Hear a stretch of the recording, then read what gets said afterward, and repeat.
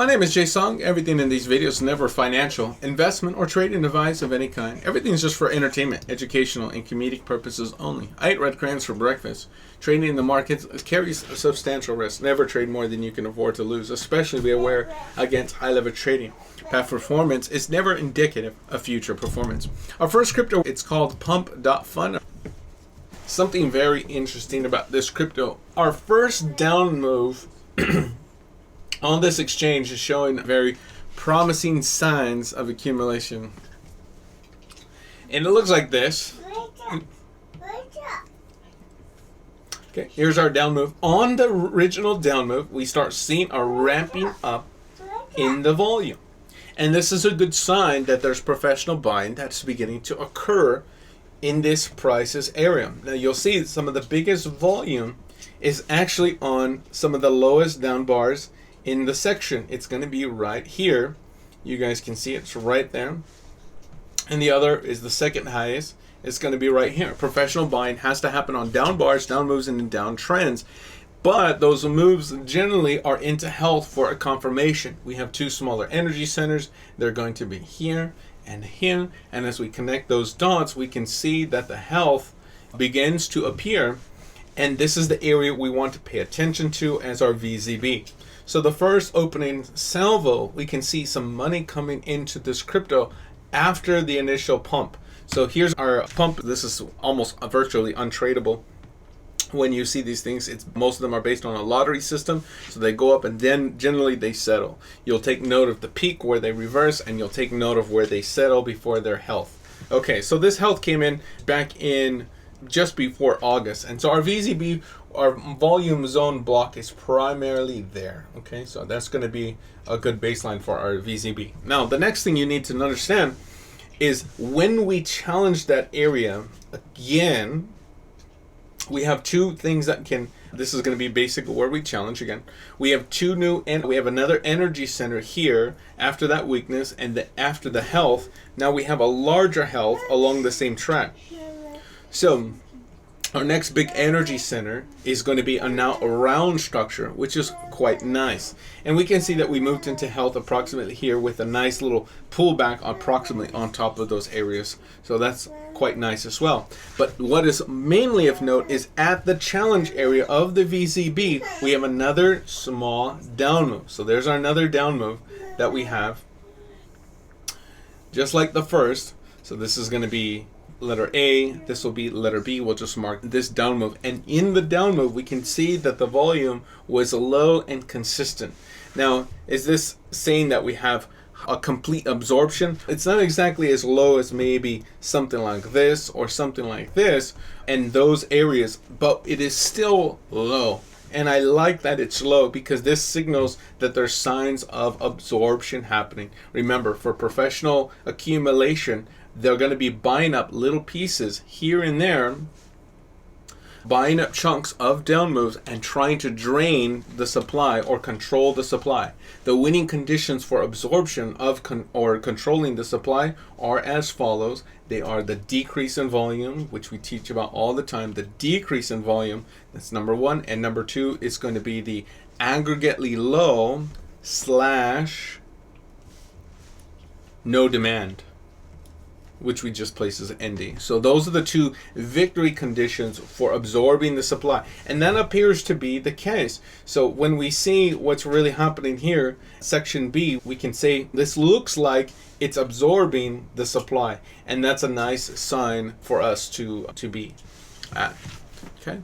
Now, the next place we have is a very low no demand here, and we can point out the place of no demand, and this is why I like this crypto right now, is because the no demand is after the health on the first down move. Okay, so we got into this health and they're not interested in low prices. So once they have absorbed the bulk of the supply and the moves into health, and the next down move has no interest, the professionals are no longer interested. At one time they were very interested in those prices, weren't they? And that was here, right? They were very interested in those prices. But now that they're here, they're not interested in those prices at all. That's a sign that at this point, we'll label this point C, that there has been an absorption of prices, that is absorption of price. When that happens, look for price to rise up. If whoever rise up or down depending on the side that was winning. So in this case, it's going to be the buyers. The buyers buy on the down bar,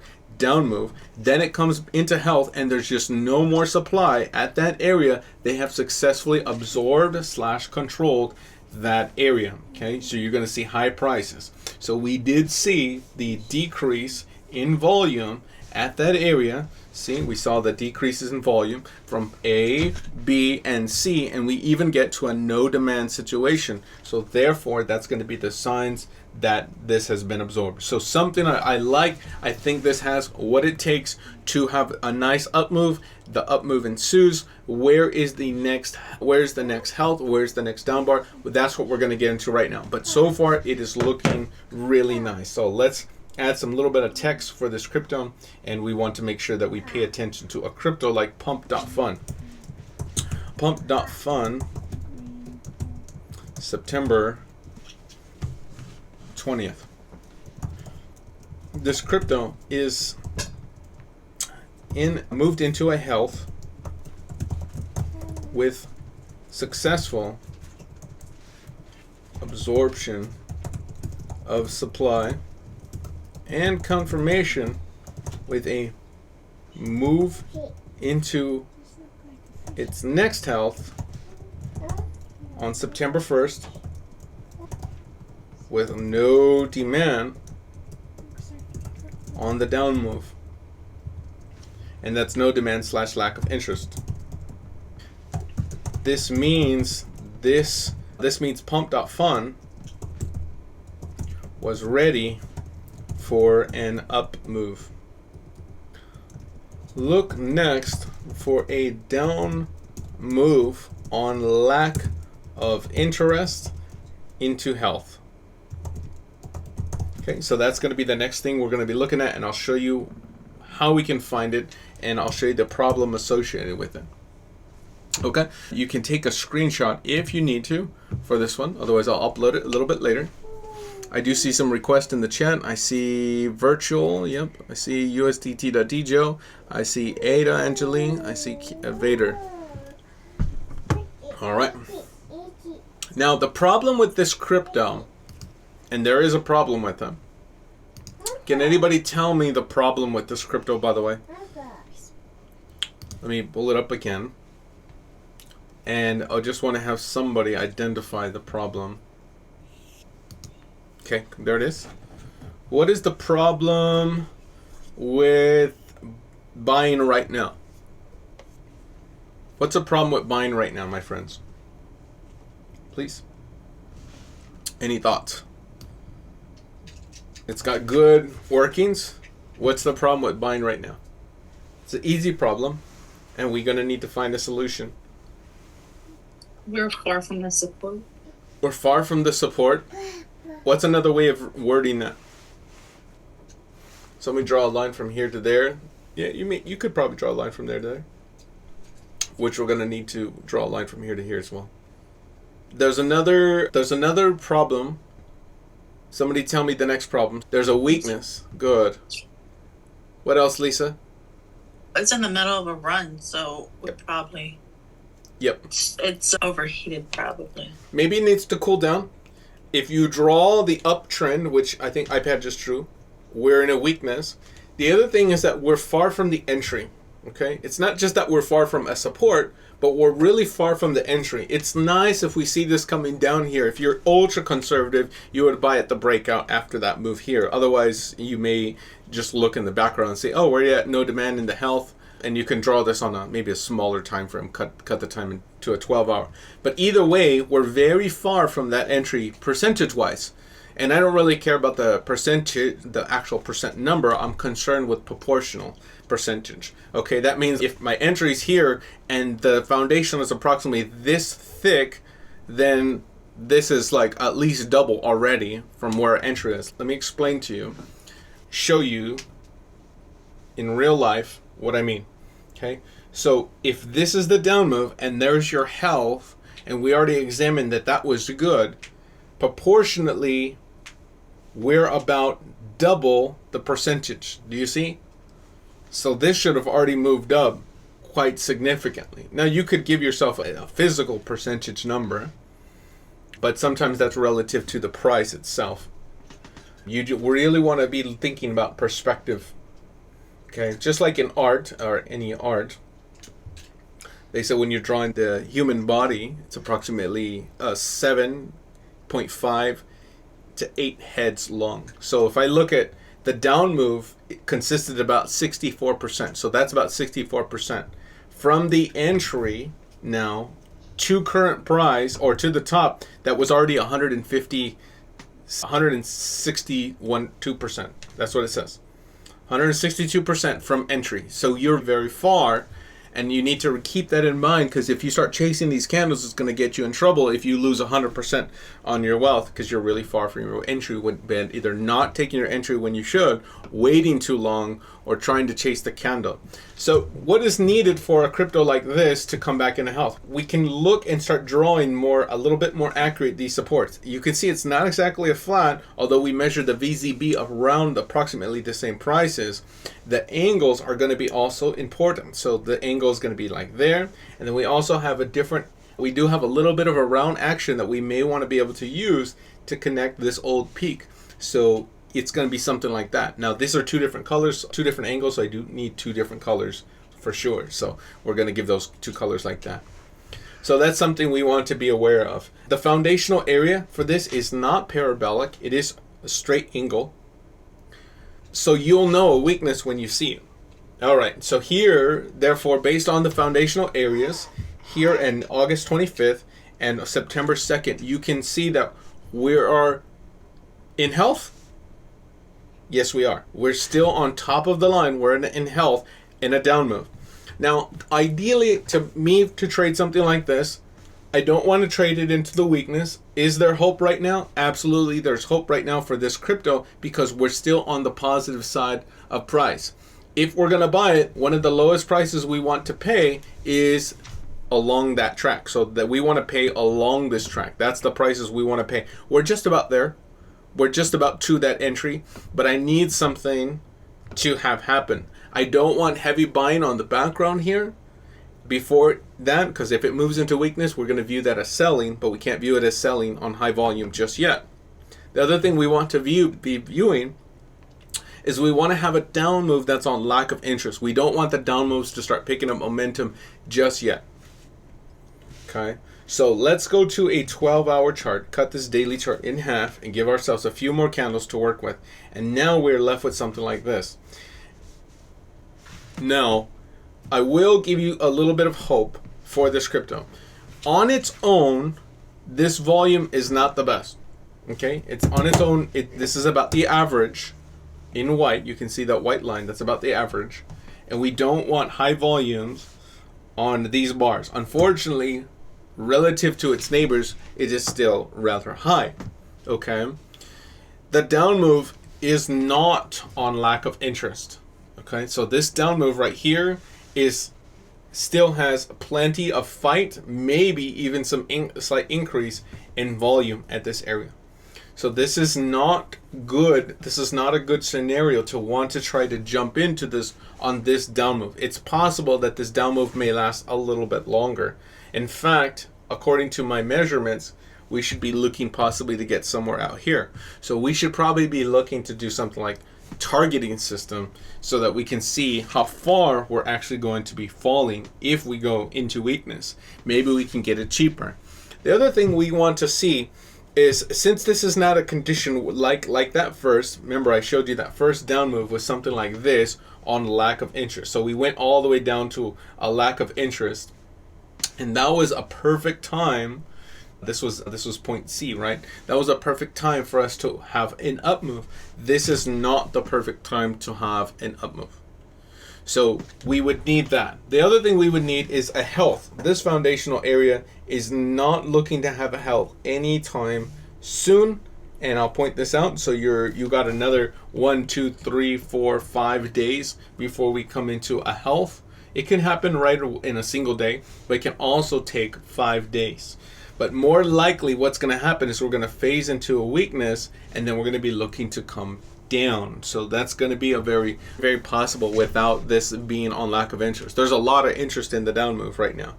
Okay, so this is probably need to cool off a little bit longer, in my opinion. One final thing we can do that targeting system to find out where that bottom is. I'll use this bottom, but since there's a local bottom just a little bit farther out at the same price, we're going to use that one. And remember, we want to use the farthest one out. Okay, this one gives us a target, 2 targets, and I'll point them out. The first targets are going to be approximately here, and it looks like price is phasing below that one. The next target is going to be here, and that's where my big suspicion is. Below that, there's another target on this side of that line, and we'll be paying attention to both. So as it is, getting below these prices, closing below there is not looking good. If we round up under here, look for us to hit the first target. The number is 0.0053 on the high side, 0.0050 low, and the next is 0045 and 0042. All right. So that's where we're going to be approximately for our target system. Does anybody have any other questions before we move on? I think this needs to cool down a little bit longer, and then we'll look at it, re-examine once it gets to here. I'll set an alert for myself on the conservative side. If you're going further in this crypto, you may find that you have reasons to trade this a little bit, maybe at a different target, but for me, this is what I see based on the current data. You guys can do some more data investigation and see what you find. Okay, re-examine this crypto. This has professional accumulation. Okay, so it's a very small crypto, but we also wanted to make sure that we added that professional accumulation, right? So I didn't put it on my official chart, so I will put it right there. And then I'm going to put professional accumulation. And I'm going to put here on that second one, aggregately low volume, as we saw. Okay. And then I'm going to draw that smaller health, which we saw, and I'll put on the board. No demand, signs of absorption. Okay. So that was the big health for your record. Okay, so now we're going to be looking for weakness. Anyone have any other questions for me? I think this is going to slow down. If you go up, it's going to be there, and I'll give you those remaining prices. Going once. I didn't see any questions, so we'll move on. Going twice. All right. All right. I forgot. That's what I was going to say. One last bit of hope for you. Did the buyers exit this crypto? Did the buyers exit this crypto? The large buyers that came in here on that down move, did they exit? I got one no. Do we agree with Bridget? No. Toya says no. What do you guys think? Put it in the chat or unmute your mic. I need to hear. Did the professional buyers exit this crypto? We know they bought here. They know there was basically little to no people left to sell, but it was still small and consistent. We know they came to a no demand situation here at the beginning of this month, September. They drove prices up. There's still some more interest on this down move. We're probably going to come down a little bit lower. In my opinion, we're going to be coming to the 4-5. Okay, Bridget and Toya say no. What do you guys think? Are they right? Are they wrong? In your opinion, there's going to be an easy answer to this. Let me give you now. Let me ask the next complicated question. Why or why not can we make an assessment that the big players are still playing this game? If they are. If Toya and Bridget are right. Go ahead, House. The volumes remained low. The volume remained low. Comparatively to what, House? In the past, where you can see that it was... Where the buying came in. That's your easy answer. You guys can roughly grade how much buyers came in on that initial down move. It's here. Right? There's your initial VZB, right? We were discussing that earlier, the VZB, the volume zone block. You have about that much worth of buyers. They have approximately, and you can even calculate how much money they have off to the side. 24 billion on one day, and then a few that were around 16, 12, 8, 4 billion of a crypto that's worth 0.003. So somewhere in maybe the millions or several $100,000. Okay, that's how much they're trading. If it was $1 and it says 20 billion, then it's $20 billion worth of that crypto. In this case, you can buy a lot for when it has multiple zeros. In this case, it's only 2 zeros, so it's not that bad. Somewhere around there, they're paying an average price, and they're willing to throw large money at it to get that profit, 100%. No. Where is the exit? They did not exit. Did you see that? Proportionately, where are they? Did we see high exit like at the end of a campaign? No, we did not.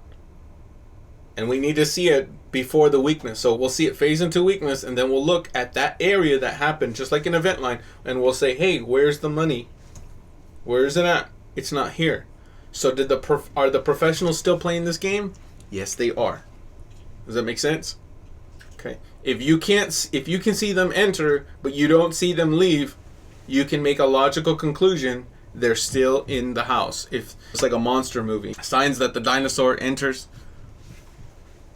but the door is closed now, and you didn't hear any sound that the door opened again, so you know that the dinosaur's in there. You better grab your gun. Armin. Nope. Okay. So I want you guys just to remember that. Let's add that as a text. Important. So what should we do with the crypto like this after that? I want you to think about this question. So let's put that PUMP.FUN, the first analysis, and then we're gonna shrink this up so I can add a little bit more. Make it 2022. And I'm gonna say this crypto may come down at the moment into weakness. I expect closer to 0.0045, 0.0042 with an alert created at 0.0053 just to get my attention. Once it comes down, I'll be like, oh, it's time. We need to be looking at one of these. Personally, I think it's here based on my calculation. I think it's going to be on the low side. But this does not mean the big players have exited, so I need to put that down. Also, important. Oh, I need to say this. Important. Large players did not exit. Okay, help me. Look for this crypto to continue to do well in the future. Okay, maybe not now, but we need to be paying attention to this crypto, right? All right. So that's PUMP.FUN, and I'll make it full screen, and that'll be my final conclusions. The next one is Zig. Zig. Let's take a look. Zigchain, Zigcoin. Which one is it? They all have the same logo. Ooh. Oh, this is being manipulated. This is big money manipulation. I want to look at this on a different exchange. I want to see this, and I want to talk about this. This is really bad. Not bad like it's going to go down, but it's extreme manipulation. You guys got to be careful with these ones, but they can be lucrative. Let's see if I can spot more of the same. Yep. Gosh. Yeah. Where are we right now with this crypto? Where are we? We in. This is all right. So let me point out something first. Number one, this has professional accumulation. But what type of accumulation is this one? Of all the accumulations I teach about and talk about, you guys remember the exact words I use for this type? Let's do it together. Here's the down move. Let me shrink. Look, I'm too big. Let me shrink myself. I'm shrinking. I'm shrinking. Wait. Drop my pen. What type of manipulation is this on before the down move? We know the move is into health, right? Here's a parabolic. There's your health, right? We have a down move sitting on top of approximately the old parabolic / sword cut. Then we move up, right? Okay, so we got that. That's fine. We shouldn't have problems at the event line. The event line's going to be here. That was our resistance, right? Our art is good, right? Rabbit is good, rabbit is wise. That's fine. Tell me, though, what type of accumulation happened. The accumulation has to happen on the down move before health. What type of accumulation was it? You guys got this? Hidden. That's one word for it, iPad. There's another word for it. Who's got it? Auto. That's a good way of saying it. There's another way of saying it. Let's see if anybody. Why is it hidden and why is it auto? Can somebody point it out? I want you guys to catch these, because you're going to see it happen. There's two words I'd be looking for. It's mechanical, and it probably means there's bots or there's some automatic buying and selling going on. Yep. One of the words is mechanical. I use that word, right? Mechanical. I want you guys just to recognize it. If you've been looking at candles a number of years, you're going to recognize it. And if you're looking at volume a number of years, you're going to start seeing this. Mechanical. That's not how you spell mechanical. Mechanical. Mechanical. I don't know how to spell mechanical. Oh my gosh. Slash. What's the other word? Mechanical slash. Thank you, Superfood. Algorithmic. Okay? Pay attention when you see it. You understand? Pay attention when you see this. It's generally denoted by flat and consistent. We almost saw that in the last one, right? Flat, consistent. Pay attention. This is going to serve you well. In your future, when you start seeing this happen on a down move, and especially if the move goes in health, oh my gosh. Oh my gosh. Now, does it mean you're in the clear when you have that happen? What is... The answer is no. What is the next thing that happened after this type of hidden accumulation? And I'm going to write this down. Hidden accumulation. You're going to see more and more of this until you're going to see a lot more of this. Basically, the way you can do this, and we're going to talk more about this after wealth transfer, because some of you guys are going to be playing like this, but basically you tell the computer and you place multiple small orders that every time prices, like almost every day, your dollar cost averaging, and you're going to see consistent buy orders come in. See, they can't hide what they're really doing. Wyckoff, Gavin Holmes, Tom Williams, they taught us that they can't hide, the professionals can't hide their activity. It has to be revealed here. Now, there is one type of manipulation, that's the off-book stuff, that's the dual ledger stuff that's being hidden from the public. That's a new and advanced type of manipulation that does happen in the currency market, but that's like the XRP stuff. That's like it's going on behind the scenes, the glitches. But this is the open stuff that's been happening since the 1930s. However, relatively since the late 1980s, we've had this new type, and this new type is flat consistent, because before you'd have runners, you'd have orders, so you're gonna be up and down, but now it's almost mechanical. And that's because we have computers that can place the buy orders for exactly the same amount every single time, like clockwork getting filled. So they're just buying up the bulk of the supply for several How long is this, by the way? And you tell me, is this large accumulation or small accumulation, and how could we tell? Large or small, and how can we tell? 3 ways. Shout them out. Quick. Come on. Is this large? Is this small accumulation? There's 2 or 3 ways we can tell. iPad circling the width. Width is number 1. Width is going to tell us how long.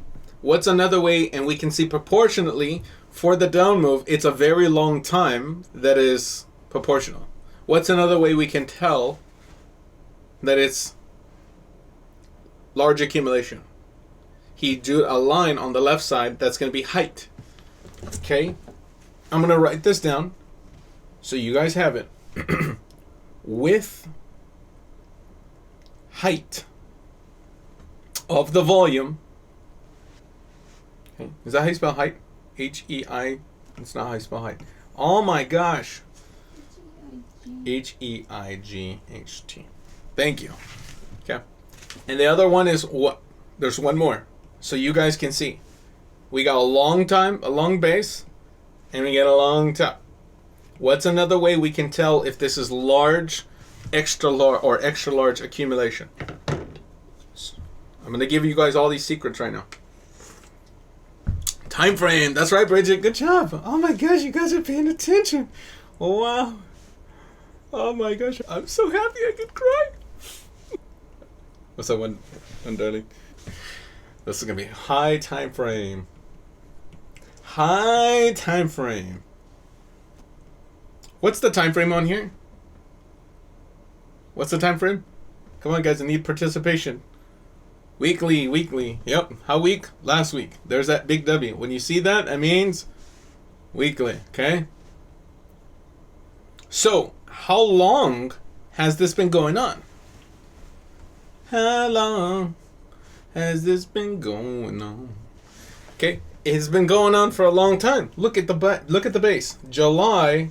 This is the year 2023. This is 2022. So we're talking July 2022. Since when?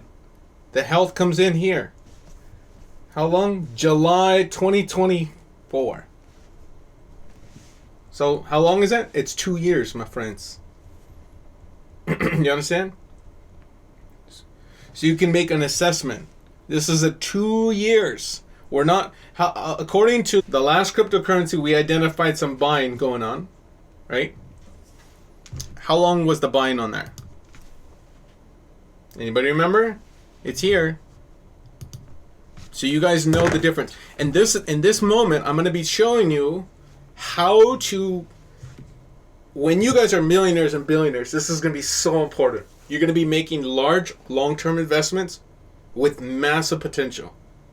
And you're going to be making short assessments on smaller cryptos with shorter time frames. How much accumulation happened on this one? This was a daily chart only. The initial buying was only what? Here is the 14th to, even then, it was really only from here down. September 19th to September 25th. It's about 4 days.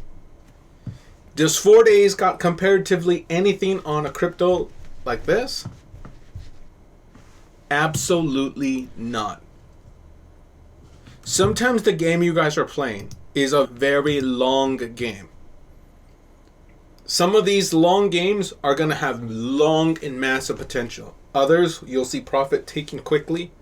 You can move in, move out, that's fine, but it's not going to get you anything wealth transfer stuff. Many of them. Something that has large accumulation over a long time is going to give you consistency, power, and performance.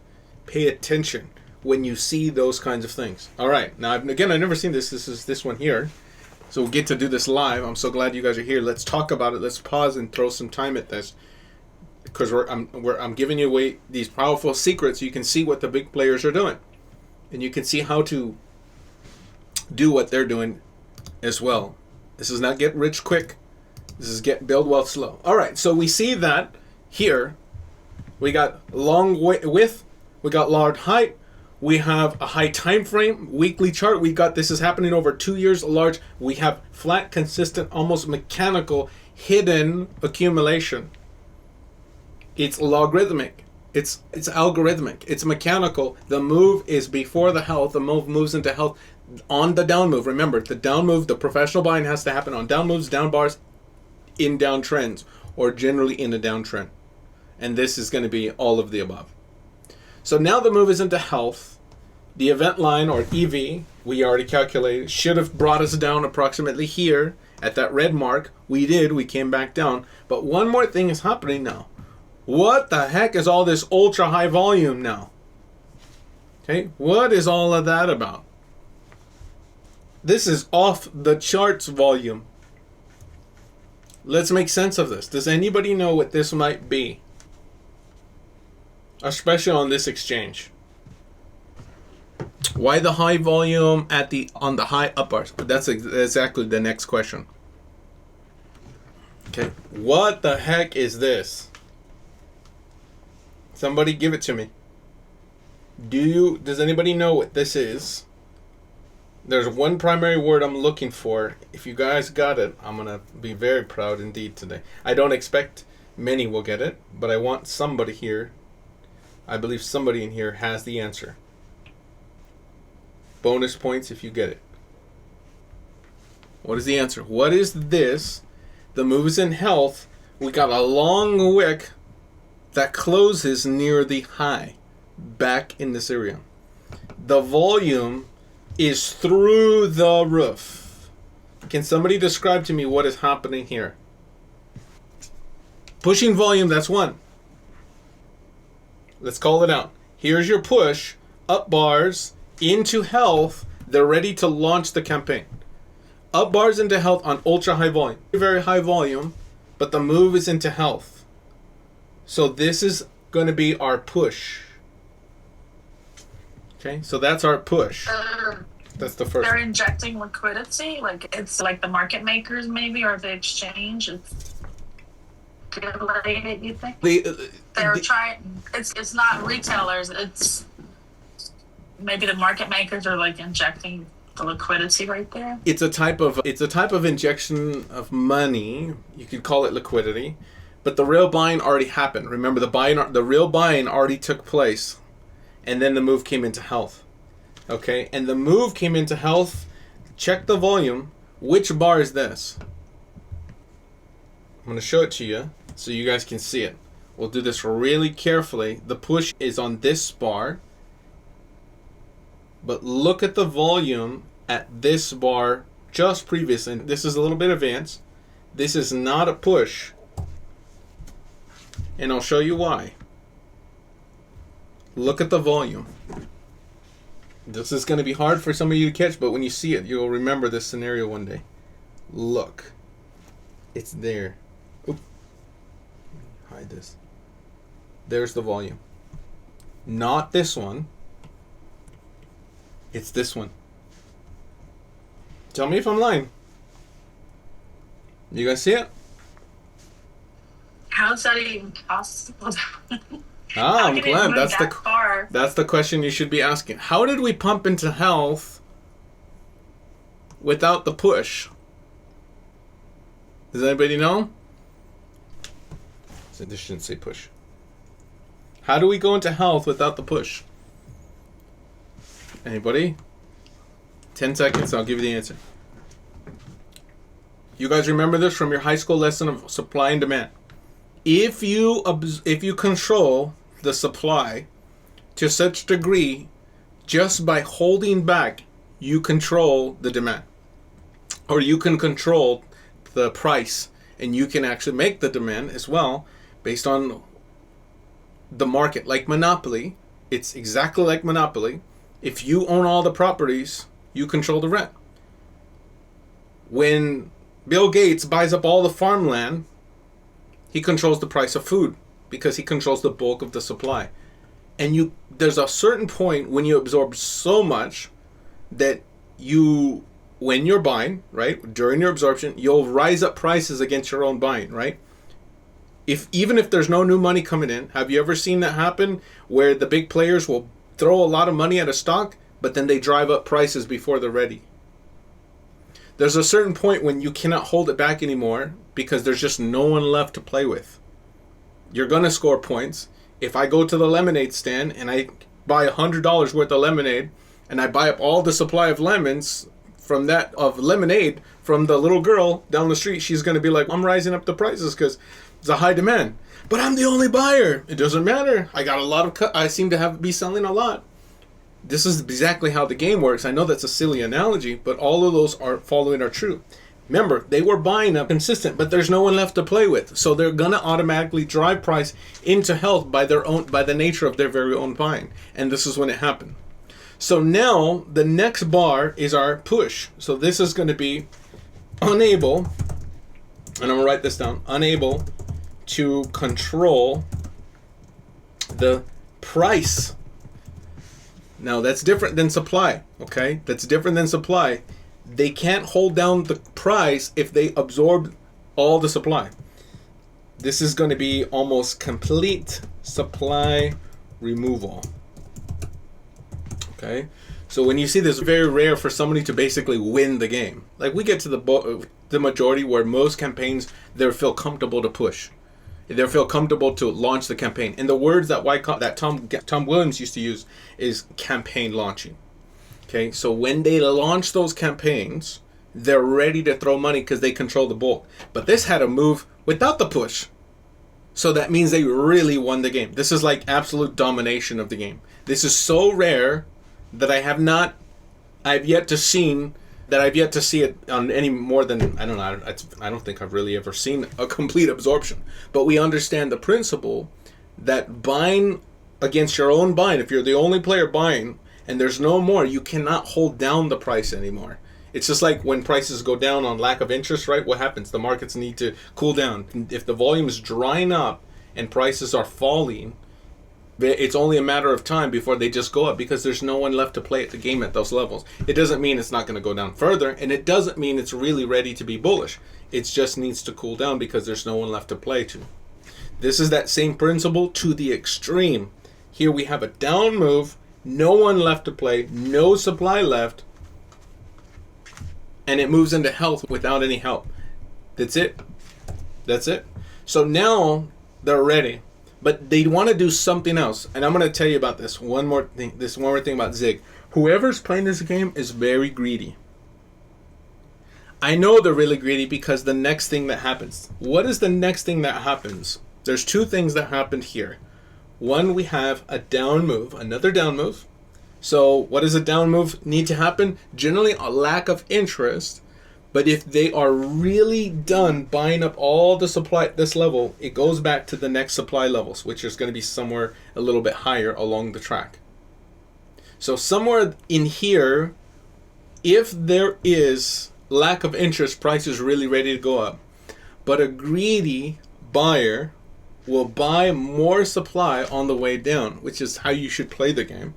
Here's the next down move. Look at the volume again.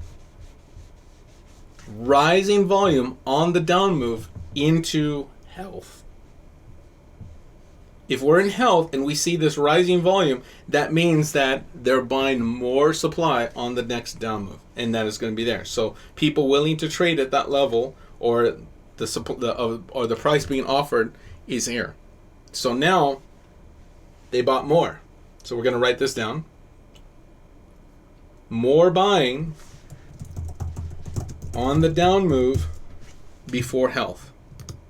And then I'm going to close with this last one, or stop this part and then we'll move on deeper. More buying on the down move before health. Good. So we see this going on. There's your health. It's going to be here. Raise the volume here. Absorption. They completely absorbed / controlled this segment. Now the next game is your push bar. Your push is them throwing money at it or launching money on purpose. That's going to be these two. Okay? / this one, really. And further and beyond. So these next bars, they throw money at it. And then this is where you're going to see professional manipulation. Okay? This is advanced tactics.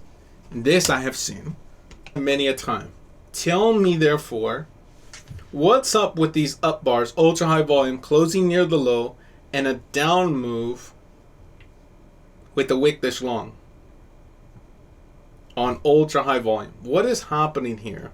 But the move is into health. Somebody tell me that. Somebody sold it and then they bought the dip. They bought their own dip, maybe. Yes, you are absolutely right. You can drive prices down and shake out people. The official word that or used in the trading communities is shake out. It's basically creating a panic, creating your own artificial dip. It's like spending money to make money, like advertisers do. They'll throw money at something just to, you can say, you're losing money. But if they do, they're going to gain more money in the future by gaining more customers, selling more product. With trading, their goal is to have as much supply as possible. They want the people that also bought this crypto a long way. Because I tell you what, the big players weren't the only ones buying at these price levels. They bought here. But they weren't the only one playing the game. Who was playing? Retail. Retail was also playing. They want as much of those retail shares as possible. There's only a certain amount of piece supply available, right? It is a fixed pie.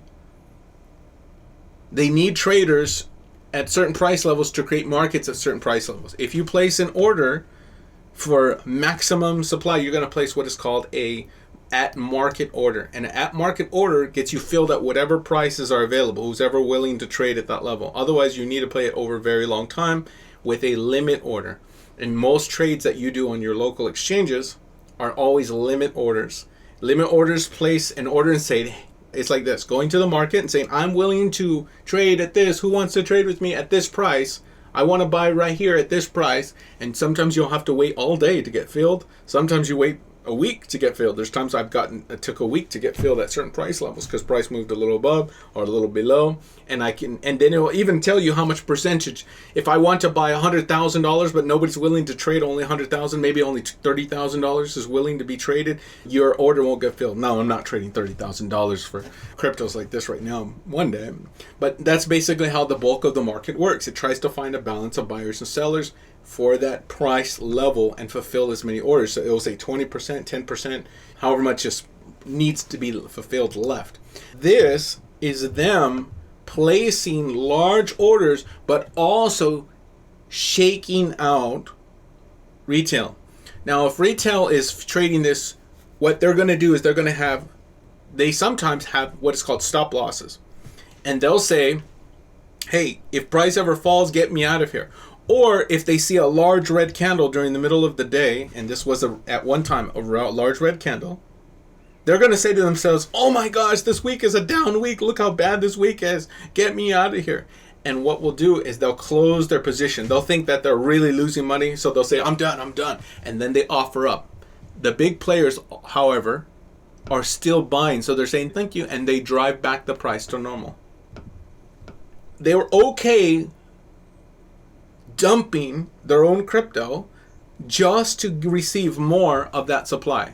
And after they receive it, all they do is hold back. And the reason they can get away with this is, again, because they control the bulk of the supply at this level. You'll see this in professional, like in the stock market, and it's called a shakeout. You'll see it happen all the time. Shakeouts are a continuation indication as well. So if the price is already trending in health, look for us to continue trending in health after the shakeout. So this is going to be more buying on the down move before health. This is also a shakeout type of manipulation designed to squeeze supply from retail. And it could not be just retail too, other large traders trading. So we can see this by the move closing up back near the middle. That's how you're going to interpret that. So the move is in health. And then we get this large down bar that closes near the high. That's going to be our shakeout. Okay, we know this because the next move is into health, and again the wick comes all the way down to here. Stops are taken out. It happens all the time in Forex market, and prices are driven back up because why? They already absorbed and controlled and won the game. So who you're playing against? You're playing against some smart traders who are doing these things. Okay, and this is a very common thing for large institutions, and they can get away with it because remember, they set the price. They set the price because they already won the game. All right, so now that we know that, and we can see that this is massive shaking out, we also see their pump, their push back into health. It is here, the high volume. Look at this high volume. So again, not only were they buying up on that down bar, very high, ultra high volume, but they also pushed it back into health. Now, did it cost some money? It may have cost some money to get it done. Otherwise, they just need to naturally let the market, because remember, no one's willing to trade at that price level. So the market will naturally find a balance back higher. You'll see this later on personally when you do control the bulk of supply. Otherwise, you'll need to just keep studying it from VSA teachers so you understand it. Now, the move is into health. All of this is shakeout volume. That means it was successful. Very much shaking these traders out. The move is in the health. This, you can think of it as a giant push. In fact, one last thing, if you break down a push on its smallest scales, that's basically what it is. It's basically a type of shakeout. Okay. There's a lot of the similar principles. You'll need to look on smaller time frames, and maybe one day we'll just break open that. But you're going to see a lot of the same principles. The down move, the move into health, you're going to see it all basically repeating the same principles. So now we have this, and we saw the next health based on the event line, which we calculated already. It's above here. So approximately right there's the next health. Where did they get out? Where did the big players take their profit? Was it here? Oh man, we can make a case study of this. Did they get out here at these price levels where this high volume is at on these up bars? No, still in? Not out yet? We will say some profit was taken here. Some profit was taken here. Okay, I'll tell you why. Some profit was taken here. And I'm going to mark this down and I'll tell you why. Some profit taking, most likely by the retail. Retail only. Okay. In my opinion, this is retail only, and I'll tell you why. Number one, it's on up bars, up moves into weakness, right? The longer weakness is here. The shorter weakness is there. So the high volume that's on these bars is going to be some profit taking. In addition, the move is to the right. Not up, but just to the right. Does that make sense? So there's going to be some profit taking here. In addition, that profit taking is higher than this, although this is wider. So you can view these together. So imagine you're looking at this. Okay? This versus this. If you were to take that, it's about the same, and add us up together, we're going to be looking at here. Now, it's not every profit, but it's a lot of profit. But the reason I'm going to say it's probably a lot of retail, that one's that also about retail, the reason I'm saying that is because of how aggressively the big guys play. They played so aggressively, I'm going to be looking at that being only retail, personally. Okay? It could be some of the large institutions, but it's probably going to be retail based on how aggressive they're playing. They've been playing this game for 2 years. And the other thing I got about that is, and I showed you guys this before many times in the past, the same principle. Pick where they bought. Use the volume as an indication of the prices they were paying on average, and then look at where you're at. If the prices are here, did they buy here to get out here at those prices? You want to make sure that's balanced. Is it a lucrative target for them? If you need help, use a measurement on the liberal side. Here is 800%. Do you think they took profits? It's very possible the large traders are taking profit here. Okay? Very possible they made their 600%, and those are going to be some of their easiest money. Because remember, look, this is the high side. The other profits they may have taken is down here where they were paying. Look how much money that is. 1,000%. So I'm going to have to re-say this. Some profit taken retail only. It's probably not retail only. It's probably going to be some of the institutions. 1,000%. Did they make their money? There's a lot of money to be made. They made a lot of money.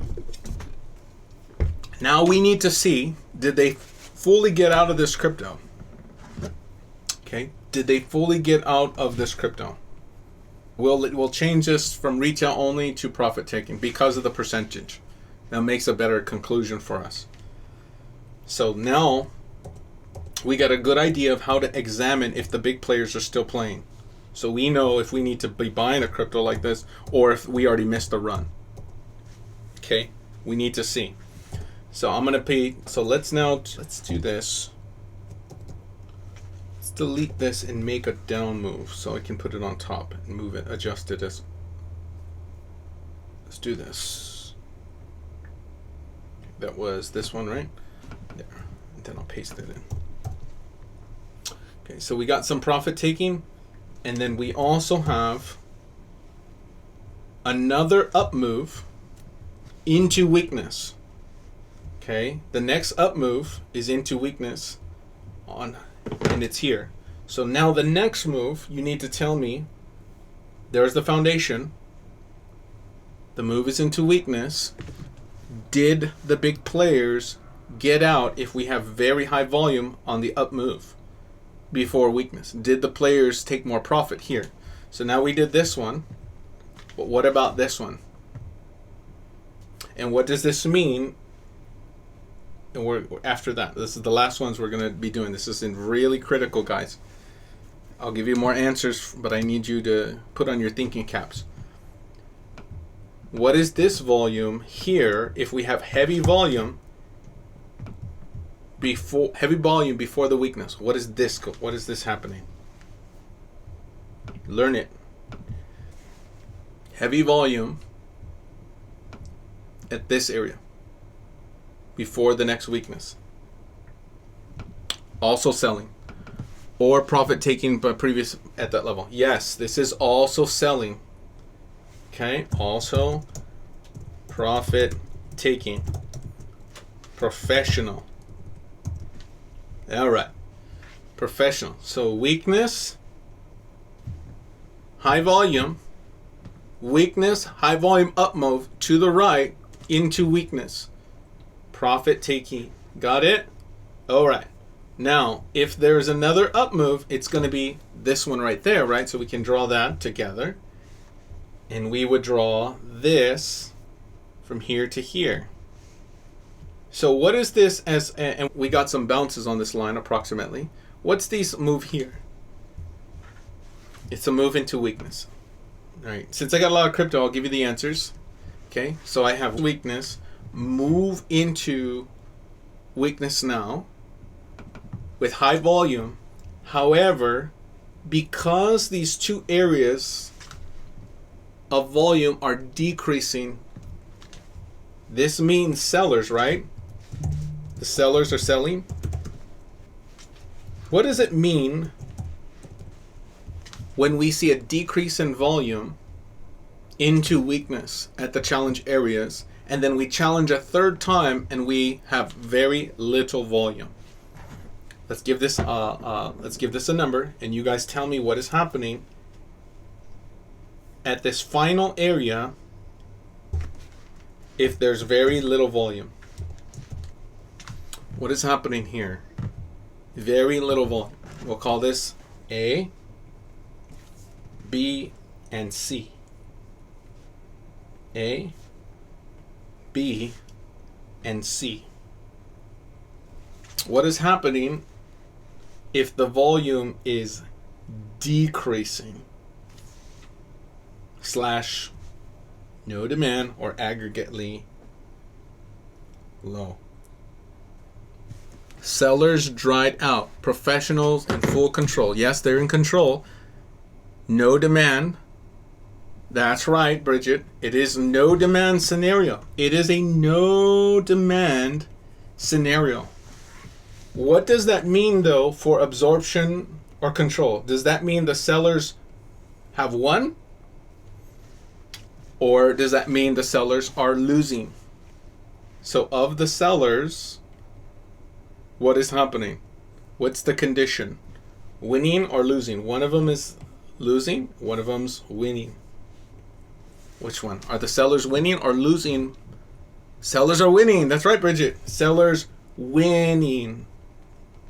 Okay, not whining. They're winning. We know they're winning because they were able to, the relationships between the volume at point A to B was decreased, and from B to C was also decrease and decrease into an aggregately low volume. Look at the volume. It is aggregately low / no demand. That means the sellers absorbed the supply. So the sellers are in full control. Is this a good place to be? No, because of the sellers, they have won. And we teach this on Wednesdays. And you guys can watch my tutorials on Wednesdays. This is a powerful technique. We saw them get in. We saw them shake out. We saw them make 1,000 at max, 1,000 something percent to 700 at a minimum percent. Okay, from their retail prices, the worst prices they got, they made 700%. And now we're starting to see this mushroom over effect, and we're seeing sellers, definitely sellers at these areas. And I could give us a point D, but I'm not. Now, if this move is into weakness, which it looks like it is, what's supposed to happen next if the sellers are in full control and the move is consistently into weakness? What happens next? Price will come down. That's right. Price will go down. That's right, Toya. That's right, Bridget. Price comes down. It doesn't take a rocket scientist. Good job, InvestBox. It does not take a rocket scientist to bet that this will go down. Now, if the market's bullish, I don't want to short this, but in a bearish market, I would love to short this. I'd be like, ooh, sellers. Ooh, they're sellers. Ooh, the sellers are winning. They absorb the supply. Oh, we're into weakness. I would wait for the weakness to confirm, and then I would drop it like a rock. And this is why I went in one of the very first seminars I ever went to when I was not a child, but I was a teenager. My pastor took me to him. Rich Dad Poor Dad seminar. Man, I believe his name is Michael Lecter, something like that. He was talking about market cycles, and he basically explained the distribution phase. Explain why we have this mushrooming effect on the top when the professionals are passing on their holdings to the lemmings, the ones that they bought years ago. Everybody thinks, oh, it's just the market's moving, and then all of a sudden it drops out like a rock. What happened? The ones who actually were in control are no longer playing the game, and the market cannot be supported. So the offering, eventually they're going to dump all the rest of their holdings, the bulk of their supply, and walk away with a bandit. Okay. So let's move on. There's not really much for me to really pay attention to this one. You can draw a health if you want to, if you do move into health, but ultimately I've seen this mushroom shape a lot. I want to be very careful. We can probably look at flats if you're going to be looking for another health and you'd want to trade that very high, but I've already pointed out what they're actually doing. So unless we had a big health or a reason to really trade this, it's in this guy, you're going down. I'll move on. Anyone have any other questions? This is a fantastic case study. This had everything. I need oh, here we go. Going once, going twice. I'm going to put this commentary. This campaign was a successful textbook example. We calculated at a minimum from the average entry prices when they began accumulating, they made 700% at a max. And what was the max price they made? 3,000%. 3,000%. 3,000%. That's huge. Oh my gosh. This is how you play the game, guys. This is how you play the game. Okay? Oh my gosh. 3,000%. Pay attention when I give you guys this tutorial. You're going to be playing the game the same way, because that's how you're supposed to play the game. At a max, they made 3,000% on shares they were accumulating over 2 years. So they made a lot of money. This is a lot of money they made. And professionals. We also, however, we also see in real time the profit taking into weakness plus the absorption / control of that selling itself. This means that if the next move is into weakness, which it appears it is, happening, this crypto may fall like a rock. It is being heavily sold, and the balance shows that it is indeed the retail, it is indeed the professionals getting out. This crypto at the moment is very dangerous, in my opinion. Okay? What we want to do, my friends, is we want to be able to buy or these kinds of moves while they're still before they're 700%. That's why I assembled the accumulation list, so you guys can see these principles happening. Some of them need more ingredients to cook, like they need the next health, they need a challenge one more time. But basically this is what's happening on cryptos that I showed you about, like LUM, XDB, and now we have 13 on that list. 13 different cryptos that we talk about on that list. Zig. All right, in my opinion, you need to leave this alone. It's very dangerous at the moment. Okay? Very dangerous at the moment. I'm not expecting this to go up. Going once, questions. Going twice. Should put this as on the lessons page. Yeah, that's one for shorting. Yeah, I would love a down market to short this in, but I don't like to short in a not down market. But it is definitely one for shorting. It's the same principle we saw. Absorption. It's the distribution. Okay, that's your distribution, which I call selling. I use the words absorption / control, but it's really distribution phase. By the way, Prophet Robin was telling everybody on his channel, you guys need to focus on market cycles. He was asking the Lord, how should I help people? He said, tell them to focus on market cycles and seek out people who will teach them about market cycles. It's basically what we've been doing here since we've been talking about volume. SUNTOKEN, which is Sun. I got it on KuCoin. There it is. The logo looks something like this. Would you put this up on your professional buying list? Absolutely not, iPad. Because if I put this on my professional accumulation, we're on the tail end. We're not even on the tail end. The poop's falling out. The poop's falling out of the tail. So definitely not iPad. But man, it was a master move. They played the game really well. They played it well. It was a great game. SUNTOKEN. Let's see. Ooh. Okay. Good. This is a crypto that has accumulation on the down move all the way up to the very bitter end. And the professionals did not exit. There's your down move. There's your foundational area right here. There's going to be your large accumulation. This is going to be your no demand scenario. This is going to be very high up bars here. Probably going to be a bit of a shakeout. Maybe some stuff was going on here. More buying maybe. But this is probably closer to the event line. Let's take a look.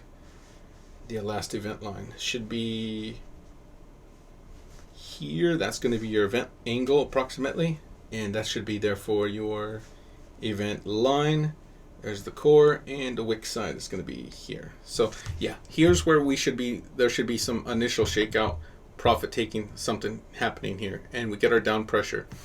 Luckily, after that, moves back into health. Should be from here now. So that's a good thing. So I love this scenario. So we'll talk about this right now. Let me just label this. You guys want cryptos on that large accumulation list? I'm giving them to you. Some are in different stages of that list. Some are much farther along. Oops. Large accumulation. We got this because this is a weekly chart and the width is very long. This was from February 2022 to August 2022. February to August of 2022. Professional accumulation. Okay. Big money coming in. Then we're going to have a no demand scenario after the health. So let's put this here. No demand after health. Followed by up move. This is bullish. That's a great scenario. That means absorption. Okay. Then we get some shakeout volume. Small, but we'd have to, I would want to look on different exchanges to see more exactly what was happening, but I believe this is going to be our type of profit taking and shakeout. But I'm not going to say profit taking, but it's going to be more profit taking from the smaller people who were just buying there. They thought that was the big move. That was really what was going on, but we know it's not, because the professionals were paying higher prices. So they were willing to pay all of these prices here from 0.17 all the way down to 0.05. They weren't looking to get out at that low. So this is going to be a shakeout. Okay. The large move that happens is parabolic. All of that messiness is simplified to the parabolic. So we can just simply do that. And you now have your next health. It's over here somewhere. After the health, we now can start calculating the next big moves. The next big moves up should be an angle like this. This would have been our next big event angle.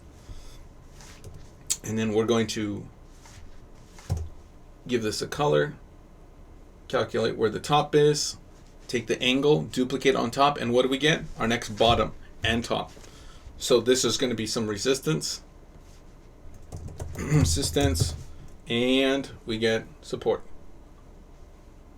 All of these we can calculate using our art. Event line is our next tutorial you guys can watch. We got a lot of that. Now we need to connect these bottoms together to start getting somewhere. Where are we right now in the story? Are we in a good spot or a bad spot for this crypto? Good or bad? You guys tell me. Please put it in the chat. Look at where we're at. We're here at 0.32. Is this good or bad based on this structure at least? Nobody? Needs a pullback? Okay. Good. Because we're in higher lows. We're making higher lows. We're in the uptrend. We're mostly good because we're still in health. Okay? We don't have any weakness. The weakness appears underneath this track. We're still waiting. The foundational area is what determines that. See? The larger moves can always help you determine where you're at. Here's your swing bottom. Here's your swing top. We call these energy centers. The center of that energy, we're still on the positive side. We still have chance to start doing something good. We haven't phased into weakness, which is below this line. So that means that this red dot is going to move up and down along that track. That's how you guys can draw these healths. Same with your weaknesses. They move up and down a track. I can calculate the weakness easy by just taking a price node and touching the line. The price is 0.018. Current price is high. It would fall pretty high, but it's still not in weakness. All right. In addition, something larger is happening here. Larger round structure appears to be happening. Pay attention to that when you see it. Something may be happening. All right. I'm going to point out a few things I see. For time's sake, since we already used a lot of tutorial, I see a flat. That means I need to pay attention to breakouts above this, 0.04. However, I keep coming down from that high, but I'm challenging it. What should I do if I'm observing that I'm challenging a line many times? What should I do next to help me be successful? Somebody say it. What is it? VZB analysis. That's right. Good job, Taya. Good job, Bridget. You guys are on fire. We need to look at the volume. I'll tell you what I'm looking at in the volume before I look at it, so you guys all know what so I'm not making this stuff up. Okay. What we need to see is the sellers lose. They're selling. If they're selling, it's going to be up at these areas. Every time they challenge, right, it's getting knocked down. It's getting knocked down. I need to see the sellers losing. One scenario tells me the sellers are going to lose, and that is going to be an increase in volume at the challenge areas. If I see that the sellers are unable to get control, we're looking for a breakout into higher prices. And then I know I need to either buy here or at a pullback, the next best pullback I can get. Right now it'd be somewhere at that price. But we're really high from that entry, so I don't know if I'm going to get that price. I could get this price and I'll be comfortable with that, but I don't want to buy in no man's land, which is right now. All right. So this scenario is going to tell me if the sellers are losing. Now, again, I don't know because I haven't looked at the volume yet, but if I see the relationship from A, B, C, and D increasing, I know that there has not been a successful absorption campaign. Okay. Increase, number one. Number two, equal to volume. And number three, aggregately high, all tell me that I have not successfully absorbed or controlled the scenario. Whoever it is, buyers or sellers, it's the same. Okay, buyers or sellers, I need to do one of those three. Number 1, 2, or 3, and that means I'm losing. This is the losing condition. So let's take a look now that you guys know what I'm looking for. Before I look at it, we can see if they're losing, they're going to be overwhelmed like an army, especially if there's professional accumulation. All right, we're ready? Take a screenshot so you guys know how to do this. Otherwise, just come on Wednesdays and we do our tutorials. This one's a little hard to see because the volume is so skewed, so I'm going to try to zoom in at these areas till they are balanced as best I can. There we go. A, there's their volume, very low. B, there's our volume, increase. Losing condition. When that happens, look to challenge again. The volume at area C is here, and it's still high, but only equal to A. It's definitely a decrease, but it's still equal to A. C is still equal to A, approximately. See? So we're not done here. Right now, we have 1 day left in this candle, and already the volume is what? What's the relationship between C to D? Somebody tell me the relationship between the volume C to D, and we will interpret it. C to D. Increase. So what does this mean? What does this mean? Losing your belt has 2 O's. Losing your shirt has O. I don't get it. Oh, okay. Thank you. What does it mean if we're increasing at these areas? Are the sellers winning or are the sellers losing? Winning or losing? Which one? How would we want to read this? Because the volume tells us the demand at this level. Sellers are losing, says Toya. She's right. Good job, Toya. The sellers are losing. In this scenario, the sellers losing control. If the sellers are in fight against the buyers, or they're not able to suppress price. It doesn't mean that prices, it generally means that they're not able to hold price back. They may be good, they may be selling and dumping price, but they're not able to control that scenario for long. Sellers are losing control, so this means higher or lower prices. Higher or lower prices if the sellers are not able to suppress this up move. Higher, that's right. We're going to be looking for higher prices. So we'll be looking for a breakout. The price you'll pay is that price. Okay. If you're lucky, you can get the down move. Okay. Is the retail sellers or big money sellers? It's big money. It's real big money. Big money. By the way, the profit takers, are they equal to the buyers?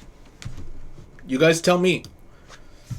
If the buyers were buying and they're buying all of that money here, all the volume that's a little off screen, that's, remember, that's where they paid those prices. Did they get out here at B? And how do we know, yes or no, did they get out? No, the width, says Toya. Toya's right. No, says Bridget. The width. Look at the width, guys. Look at the width. You're talking this big and that high. Number one, this isn't even as high as this because this is off the screen. Number two, if you take that width, they couldn't all have gotten out. It's not balanced. The money's not there. Look at the money. It's like a money exchange. The scales have to balance. Do they balance? No. And you can make a case that some of that buying was at these prices down here.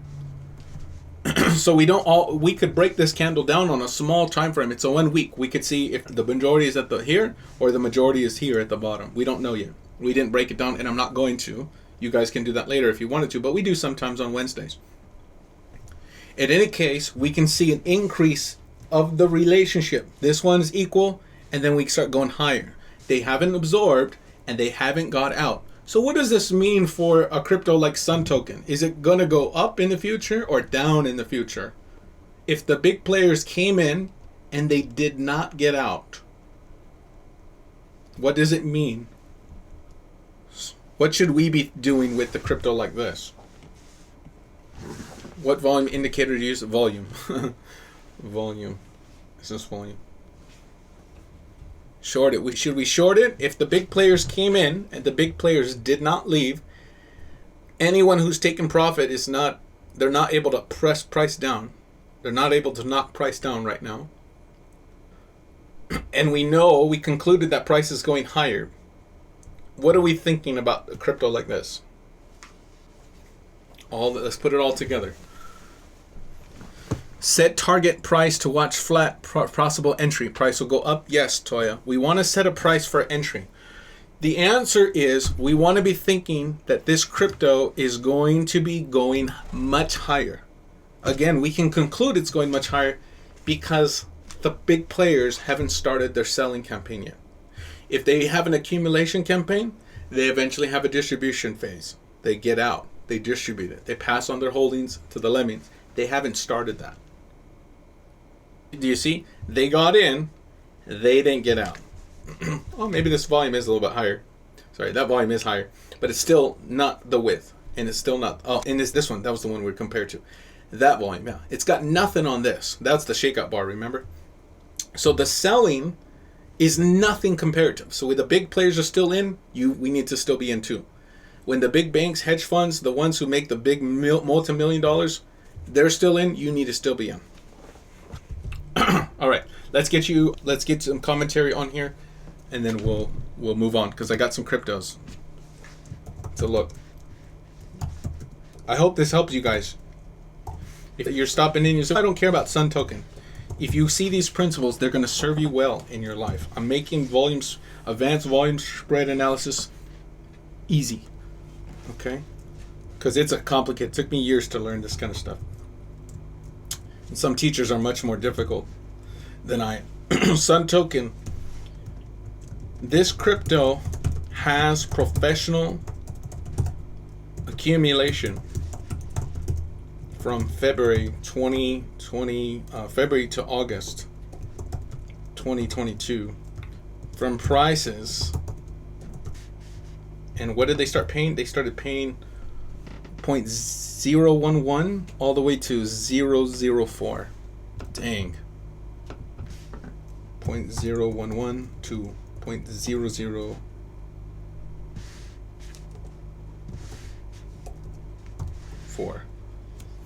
Okay. I can see that after measuring the challenges at 0.04,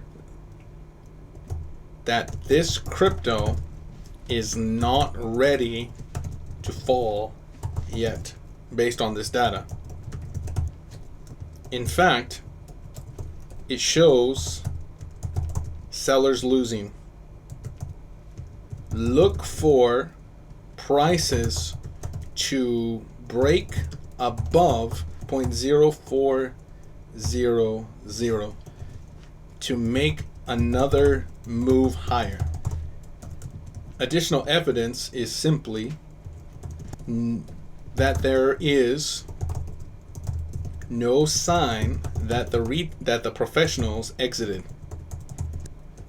This means they are still playing the game. Look for this crypto to move much higher if it can move into health. A down move may also be a great entry, but this may not occur. If so, look for price entry near 0.0. And what was the price we wanted to pay? It's here. Should be about right there. If you can get that, I want you to, if you can get it, that's the price you should be looking to pay. Right near there. I don't know if you're going to get it. 0.024. Okay. 0.024. Look for entries above 0.024. All right. The last we left off, a large weakness area here. The sword cut area was in orange. You can see price rounded here once, rounded twice, and I believe what's happening is that we are going down. Now this is a weekly chart, so this takes a long time, but this is our flat. We've got a core, and this is our wick, and it's hitting here. If I move into this next health, I'm going to be looking for a reversal. We're going to be looking to come up. The line I'm really paying attention to is actually this black one. Okay, this black one. And I'm going to fade away these ones right now in green because they're not giving us a strong resistance. So the big update is we're just going to be focusing on this black on the weekly charts only. So that's going to override the daily chart stuff. All right. Remember, a few weeks ago, we were only bullish on the daily chart only. We were optimistic on the weekly because we stopped right at the black. And what did we do? Reversed back down. So now that we're here, I'm going to make a quick assessment on the volume. I haven't looked at it, but we're going to make the reversal bar assessment. If I see volume higher this first time and then lower the next time and the move is into health, we're going to be looking to come up in a big way. So we'd be looking for the prices to retrace. If I see the volume increasing this second time around, particularly last week on September 8th, we're going to be looking to continue into the next weakness, which is this red dot, and we're going to be looking to come down. So let's take a look at the volume, and we'll go from there. Okay. So here's the volume. The volume is increasing, and it's still high. So what does this mean for price? Here it is. 1, 2, 3. Let's break it down. 1, 2. There's an increase in volume, and then we're still equal. Have we absorbed all the supply enough for a reversal? No, we have not. So what this tells me is we're challenging. We should be challenging. I'm going to be looking for us to continue to get into the weakness area. With more higher statistical edge, by using the volume, we can determine which of the resistance is more likely, or which side of the resistance is more likely to be broken. In this case, it's more likely this is going to go down. When this comes down, your cryptos go up. So therefore, we're still, in addition to the larger downtrend, we're still bullish in the markets as long as this is coming down. So I'm still on track for another bull run, 3.78. Put it on your calendar, and it can be hit quick. Okay, 3.78, the top side, and then 3.452 on the larger one. But that's the next stop along the way, 3.78, most likely. when we get there, I'm going to be looking for a reversal somewhere in this area, and it's going to be along a curve. I saw it in a vision. We move up along a curve, and again, I saw this almost like last year, something like that. So I'm really still looking for that support. In addition to seeing it in the vision, we also have target system. The target system is down here. The target was hit once really accurately a few years ago, and we bounced up. We hit it again a few years ago. Here's February 2024. Here's December 2024. And here we are into September 2025. So I'm looking for us now to hit the lower side of the target, which is going to be where the bottom of this white line is. And that number is 3.52. Anyone have any other questions on my two big numbers? Or three big numbers? 1, 2, 3. I'm not going to be expecting a big market crash until we get to here. At least. And then we can reassess. Going once. Going twice. All right, let's hunt. You guys ready to go back to hunting? We ready? We're gonna find some cryptos. Gonna interpret some data. All right. Bearish. Bearish. This means markets are likely to stay on the bullish side. And that doesn't mean pullbacks. It doesn't mean pullbacks can't happen. It just means we're leaning towards some bullishness in the market. Cryptos have chances. Easy says, so this week USDT.D is coming down. It's a weekly chart. It's really hard to determine if it's this week, but we should have been resisting against it. The next week should be low. Okay. We should be looking to fall. Okay. All right, let's go to ADA. I got ADA on Bitfinex. And what do we got here for a map? Let's see. All right, so we were last looking for some health here. We were looking for some health here. We did target system. The first target was hit August 11th. We did these targets closer to July. So that's nice. Oh, this is HB1. HB1 closer to July. So this has been hit now. We're going to type in the word hit. And we'll fade that away. Not just the border, but the color. Okay, the next HB is going to be moved off to the side. That's $1.17, $1.13. And then we're going to move this up. And this one, this is PR, so it looks like Prophet Robin said a number somewhere around 141. Oh, what's this triple J? PR, prophetic. I don't know who said this one. Pushed off a cliff before rising again, 141. So we're going to move all of this to the side, and that's now getting closer to our upper resistance. So I'm going to still be lumping these together as they get more and more closer over the next few weeks. So this is going to be December. So over the next year, over the rest of the year, we're probably going to be looking at that area as an upper resistance. Okay, HB2, we do need to be aware of that. That can give us some pullbacks. Let's delete some of these lower numbers. We don't really need this. What the heck? What is your highest right now for ADA? So the question was, what is my highest for ADA? On this map, I have closer to $10. Current price is 90 cents.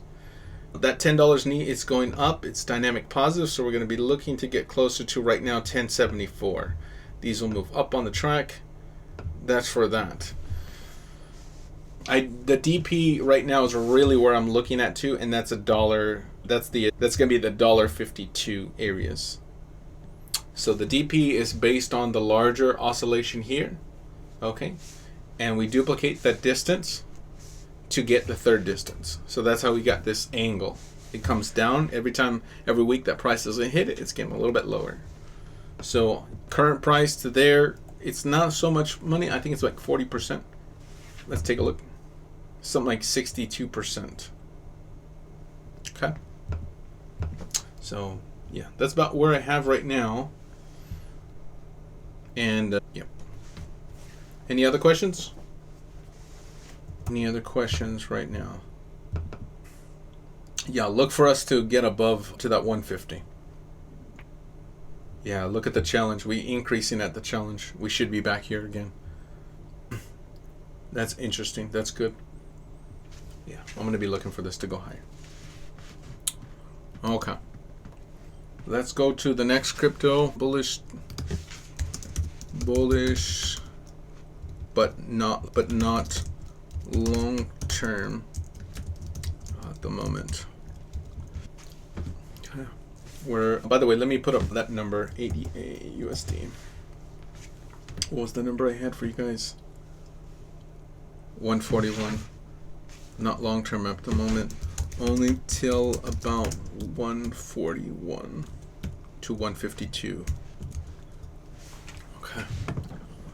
VADER. This sounds like a fun Star Wars type of crypto. You're not my father. No, I am your father. Did you guys hear about the Mandela effect for that movie? For that line? I am your father. Mandela effect? It's crazy, yeah. Everybody remembers it saying, Luke, I am your father. It's even written down in some of the, they have, it's called residual in the DVDs and things like that on the inside cover. Fans watch the movie a million times. They know it better, but they remember it differently. What's that? They remember it saying, Luke, I am your father. But the line now is, no, I am your father. And the fans are like, what? We've watched it a million times. We know it. So I'll let you take from that what you will. Suggest this flat. It's not a flat. Good. Okay, we can use that. Not a flat. But we should have a flat here though, because the foundation area. Okay, so I'm going to definitely draw the flat because of the foundational area. This right there. See the bottom? That's flat. So that's the angle. It just happens to be flat. So that's the foundation area. We're going to pay attention to that. 0.005, 7.0050. I'm not saying we're going to be coming back down there. We need to double check that. But let's take a look. All right. What's this rising volume before the health? What the heck is that? There's your health. What is all this? What's up with all this rising volume? What's going on there? Come on, somebody help me out. Well, I typed this. You guys tell me what that was. There's some people commenting in the chat. Are they right? What do you guys think? iPad says double accumulation zones. Michelle says buying. Bridget says professionals buying in. Toya, professionals buying in. Triple J says BRB. She's going potty. Yes, that's correct. This is professional accumulation. Small, it's about, this is a daily chart. This is going to be around the prices they're paying from February to March, and then again in April. Okay, I'll point it out. So this is going to be large accumulation, not like as large as the ZIG one, but remember the ZIG campaign is over. Accumulation. It's at a very dangerous place. Do not buy ZIG. If you do, it could still go up. It's just really dangerous right now. We balanced out all the professionals. I think it's done. More accumulation. Okay. This is a down move. Professional raising up the volume before the health. Okay. That's going to be it right there. The other thing we see is the ramping up in volume now that we're coming down again. Now, here's how we know, more confirmation. This up move is into weakness, but on lack of interest. Okay, lack of interest as we go up. This means they're ready for the campaign to launch. It means no, they're not ready for this to launch and start going up long term. Okay, that's what that means. If you have a campaign without a push, or the move in its entirety is on, they're throwing money at it, but instead we go up, but the volume is going down, they're not ready to launch it or release it. What do? Look for you to get back to your VZB. When that happens, you go back to your VZB. So prices should be back there, and they are, right? And that's where we get our initial bounce again. You see that? Does that make sense? They're not ready to launch it here. It just kept going up because they bought too much supply. You have to let it cool down, let some more people retail dump it for a bit. Does that make sense? Okay. So now this happens. The move is into weakness. We can calculate where that weakness is. Where's the weakness? The first one is here. And the next one is at the lower energy center. So it should be there. Yep. There's your move. up into there. Okay, so that's your weakness, and that's a smaller weakness. Okay. Next weakness is here. Since we did bounce here at this other area, that's going to make this area also a bit dangerous. Right? Now, what was the relationship between 1 and 2 so we know if we should be looking here? The relationship is actually decrease in volume, but still aggregately high. A, B, this is going to be therefore C. In fact, since we went up here without touching the bottom, I think we're going to be looking for a D, which is yet to be defined. Now, they were willing to pay the VZB prices I already showed you of everything from here on. So that's the prices that average they're paying, right? So move this to the side. Every time we come here, they're buying up. Here's further proof they're buying. Look at the down move. We're in a down move, but the volumes are rising. They bought it once. They're buying it again. Here's the next down move, and look at what's going to happen. Look at the last move up. Can somebody tell me why this up move is on lack of interest? I'll give you bonus points if you get this. Why does this up move have a lack of interest? We know it's lack of interest because the volume's going down as it's going up. Meaning they're not interested in here. Just like here. The whole move in its entirety was going up, but they weren't ready. What is this about? Why is it going up and the volume's coming down? That was our next line here. So there should be an arrow on this side. Too much heat from those Jedi. Okay. The answer is it's lack of interest because they're not. Remember, if you're a professional, you don't want to. You want to sell in up moves, up bars, up trends. You want to buy in down moves, down bars, and down trends. They know they can get it cheaper. All they have to do is withhold their trading or dumping right now. Let the market come to you. You can even dump it once you're in weakness. You can throw money at it to sell your own holdings and buy back your holdings. That's how you actually manipulate. But this up move on lack of interest tells me that we're going to be coming back down, especially if the move is into weakness, which it is, or into a resistance. So here's your weakness, and the move is up and into that resistance. On lack of interest, I'm telling you, this is going to fall.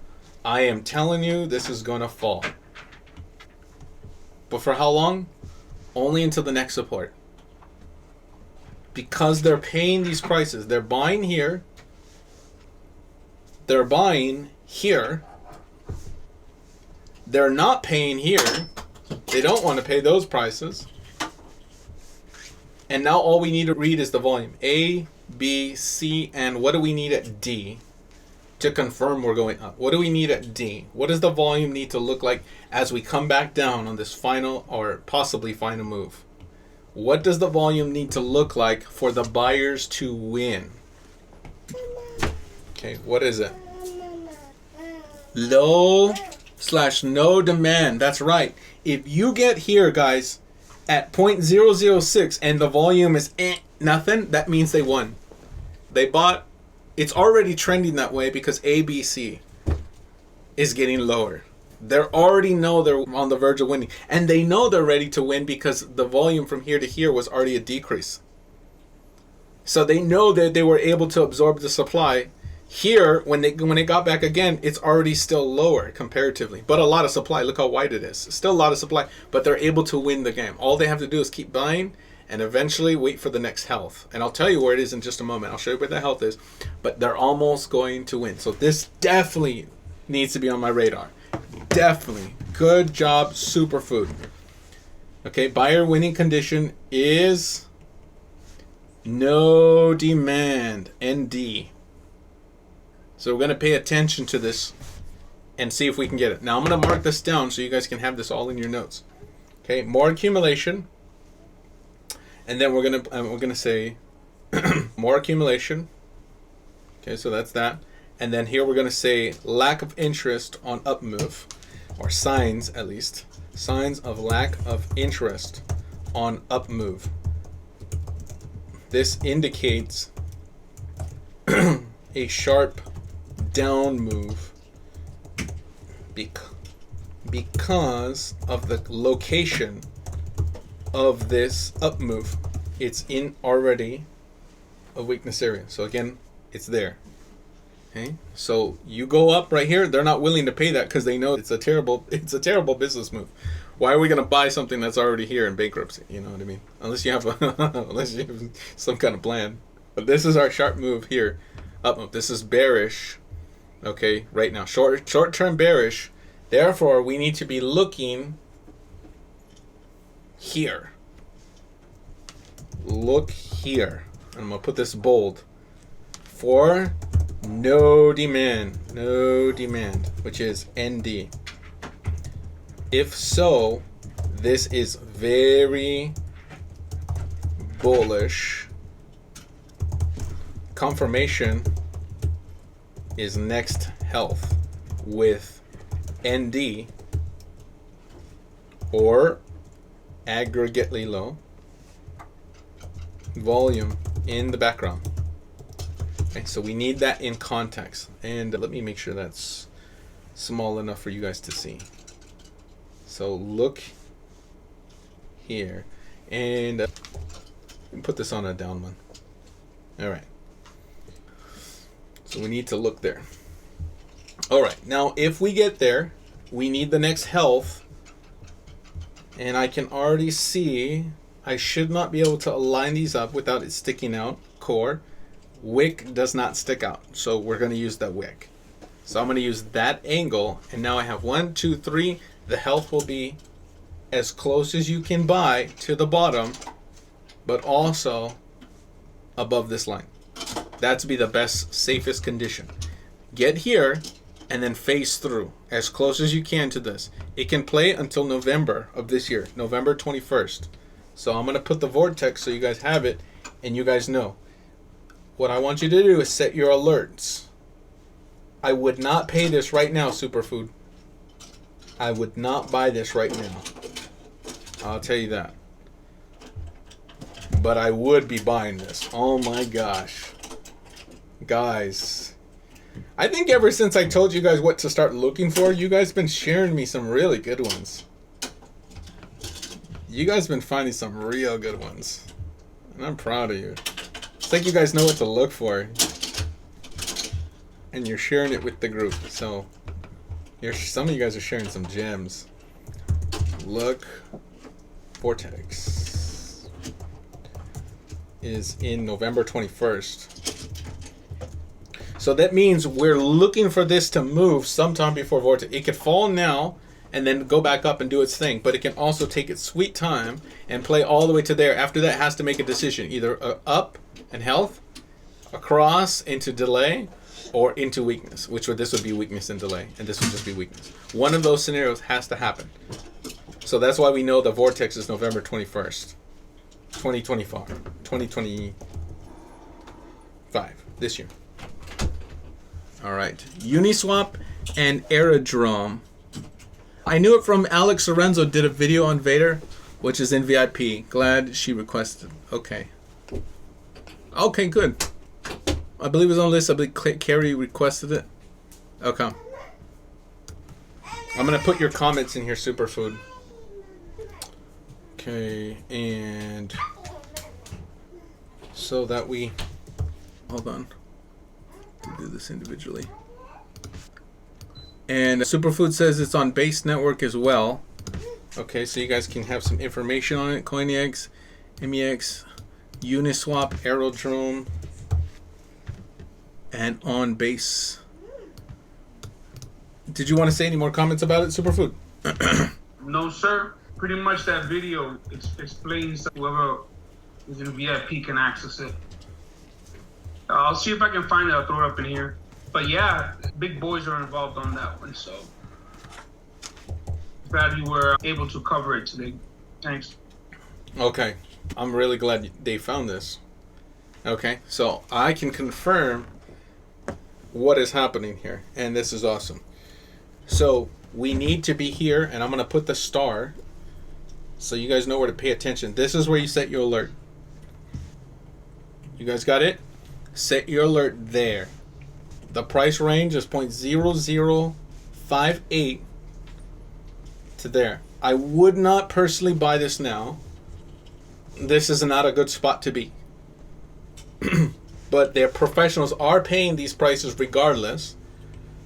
But I think you guys, since you're retail, you can definitely get away with paying for it at these prices. Now, if it breaks up above into health, I wouldn't be so sure we're just going to come up here. Because we've been there before. That'd probably be a shakeout, fake out. I'd probably want to pay even higher for it, just to confirm. So I really wouldn't get that price. This move on lack of interest is telling me a lot of information. The direction of the volume right now is telling me that the professionals are not ready for the launch. Does that make sense? When we went up on lack of interest after they're botting, it tells me they're not ready to launch their campaign. It's like a marketing campaign, right? They want to have a deadline to launch their product, but they want more time. If they really wanted it to go up, all they have to do is just buy a little bit to keep the momentum going into the health. And you guys will learn that again. We're going to have special seminars about that once after wealth transfer. I'm going to do a special conference specifically for big traders. These are not for retail. This is the way to. This is like the proper legal manipulation, which is the proper accumulation. And you have to play that way. Just like if you're rich, you have to use the tax rules. If you're rich, I'm not saying I'm not saying you guys are going to be doing some underhanded or shady tactics. Everything you're going to do is telegraphed. It's there. So you can't hide what you're doing. So you're not doing anything illegal. Okay? It's not the algorithmic type of manipulation. It's the type of trading that professional institutions have to use. They have to use it because you cannot play the same way retail plays. But anyway, if you're launching a campaign, your money behind it speaks volumes. Okay? Volume. You see what I did there? When you go up after you've been buying and you're not throwing your lot behind it, you don't believe in your project. At least that may be what it seems. And sure enough, you don't believe in this is the right time. There's some kind of, I don't believe in this, right? If somebody's not willing to put their money where their mouth is, something's wrong, right? Something's off. They might say they have some kind of other plan. In this case, their plan was, no, we still want to accumulate more. So they let price comes down. When it comes down, they're interested. See the rising of volume here on the down move? They're still interested in the down move. So they're not, so that tells me they still want to pay these prices.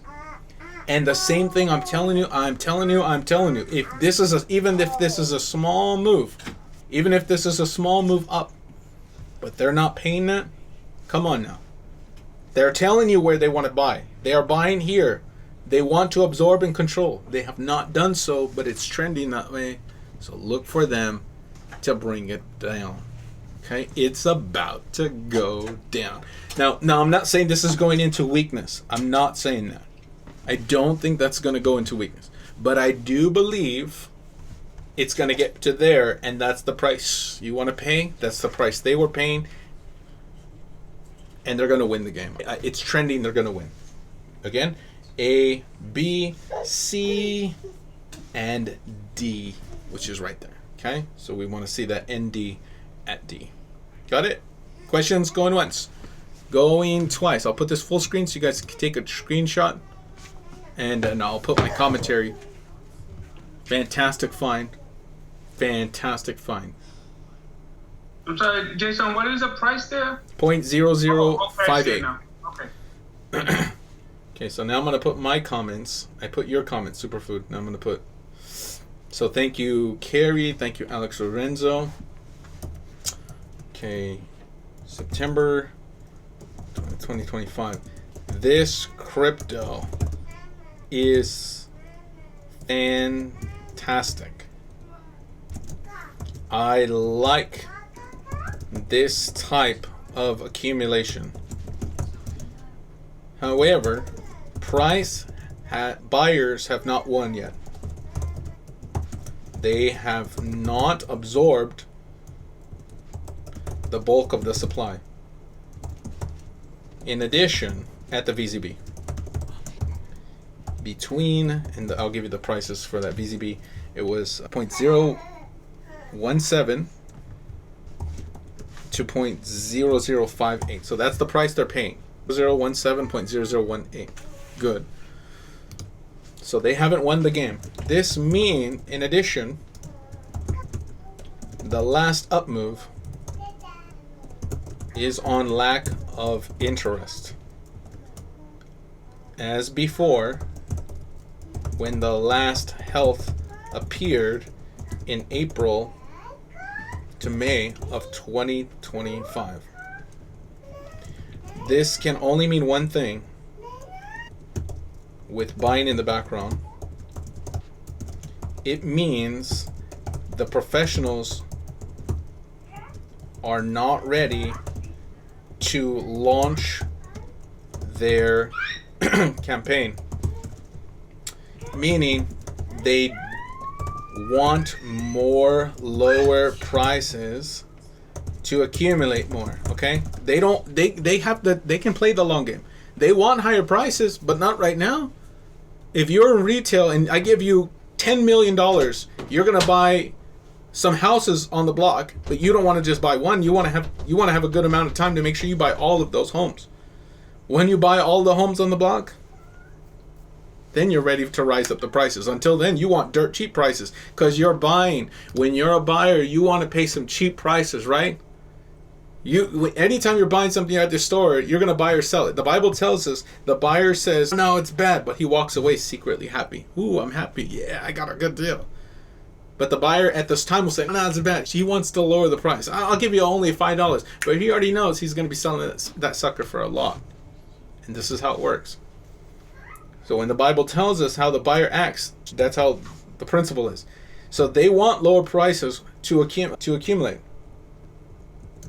Look for price to challenge 0.0058 areas on low demand, no demand, / which low demand is aggregately low, by the way. Low demand or no demand. This means absorption at that VCB has taken place. After that, look for a breakout above the white line going down. Watch line, okay? This is the best entry. Okay, so that's how that would work. That would be the best entry. This is never financial investment or trading advice. That would be the best entry for me. Okay, so I'm going to say that's how I would like to play the game. All right, anyone else? Questions, comments? You got it? You got a game plan for this thing? I'm going to put it full screen so you guys can have it. This is how I would play the game. And I got to set an alert, and I tell you, set an alert for yourself. Do it. Set an alert there. Okay? Get me there. Get me square.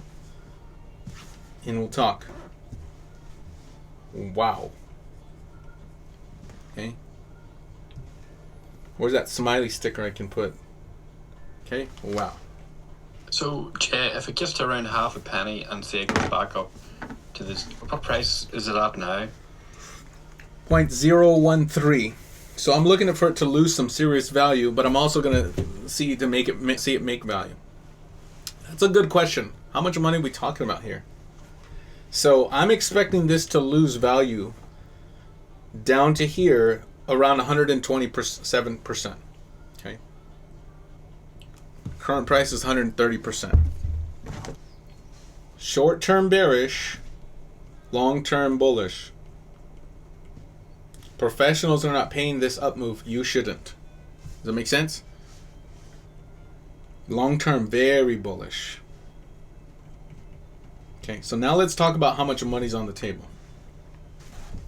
The money that they're going to be looking to make, if they didn't exit here, which I don't think they did. I think this right here is only very small profit taking, and they didn't exit here. So this is very small profit taking. So I'm not going to be viewing that as much profit taking. So I know they're going to be looking for something much higher. I have two structures I can use. Although I would need to confirm it. It may be something like the oscillation between here and here. This confirms the bottom angle. The foundational angle is also along the same curve. So we're going to duplicate that distance, and that's really what we're looking to make. So the DP is going to be putting us along that track. I'll type this as DP. And the money that's on the table from these lows, if we can get those lows, which I think we're going to get them, 8,000%. No, Jason, I can't believe it. I just showed you in a previous crypto.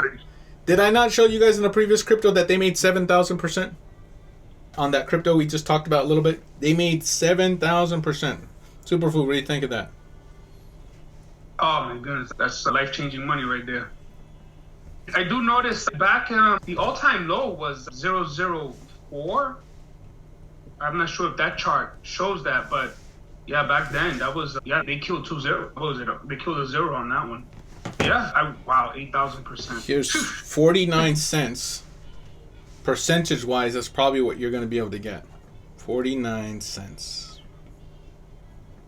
Okay, based on the own oscillation in here. Now we'll have to confirm on another chart, but so far the foundational is matching. So I'm gonna put some weight behind this. Okay. Energy centers. And yeah. So that's how I'm gonna view that.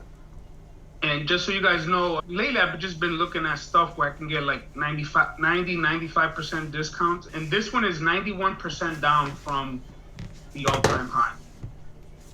So, if you want to get something that's dirt cheap, this might be it. Back up the truck. That's an idiot. No financial advice. I just wanted to get some confirmation, and I'm glad Jason did it today and sharing it out. So, we did the ZIG campaign. I showed you guys live the ZIG campaign, the buying and the distribution. Right? We covered it, and we also covered the money they made from some of their prices were around 3,794%. I showed you guys it, right? I already showed you. That's why it's dangerous right now. They made that money, 3,000%. It is not impossible when you see professional buying campaign. We're not talking about normal cryptos, guys. If you're new to our community, we're not talking about cryptos that just are going up without professional support. We're talking about cryptos specifically that have professional signs of professional entry, the banker's moves, the stuff that's going to sustain transfer moves. Okay, those type of cryptos. I'm showing you how they work. When you see big money coming in, where they're going. By the way, I didn't do the target for Sun token. What? I can't believe I didn't do the target for Sun. Does anybody know what kind of target Sun is looking at? It's easy. How high is Sun going? It's real easy. This is the kind of stuff we're talking about. When you see the big entries, you're looking for big profits. We're not talking about like little meme coins or something that don't have anything behind them. DP, that's right, Bridget. You're looking to get the DP. There's a flat. The bottom is also showing signs that the flat. When you see top and bottom matching, it stresses the oscillation and the DP thereof. So basically you draw a flat line at the bottom and calculate the distance in between, duplicate that distance, placing it up here, and Sun token should be another strong percentage. It's this simple. Top, bottom. Signs that it is a flat. And we'll even be a conservative. We'll even bring it up just a little bit to capture most of the average on the bottom. 1, 2, 3, 4, 5. Take the distance. Duplicate it here. And duplicate the flat. Whatever angle it is. In this case, it's a flat. There's where you're going. So the DP is there.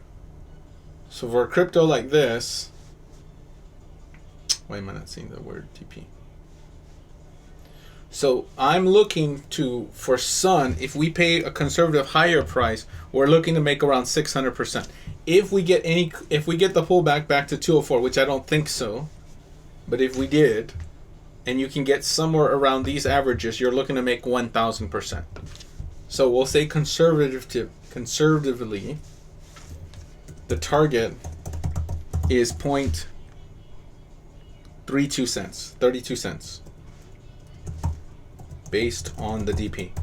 Okay, that's how we can do that. So there's a lot of wealth that's available. 0.33 when it comes to cryptos that are being professionally bought. Okay, DP at those prices.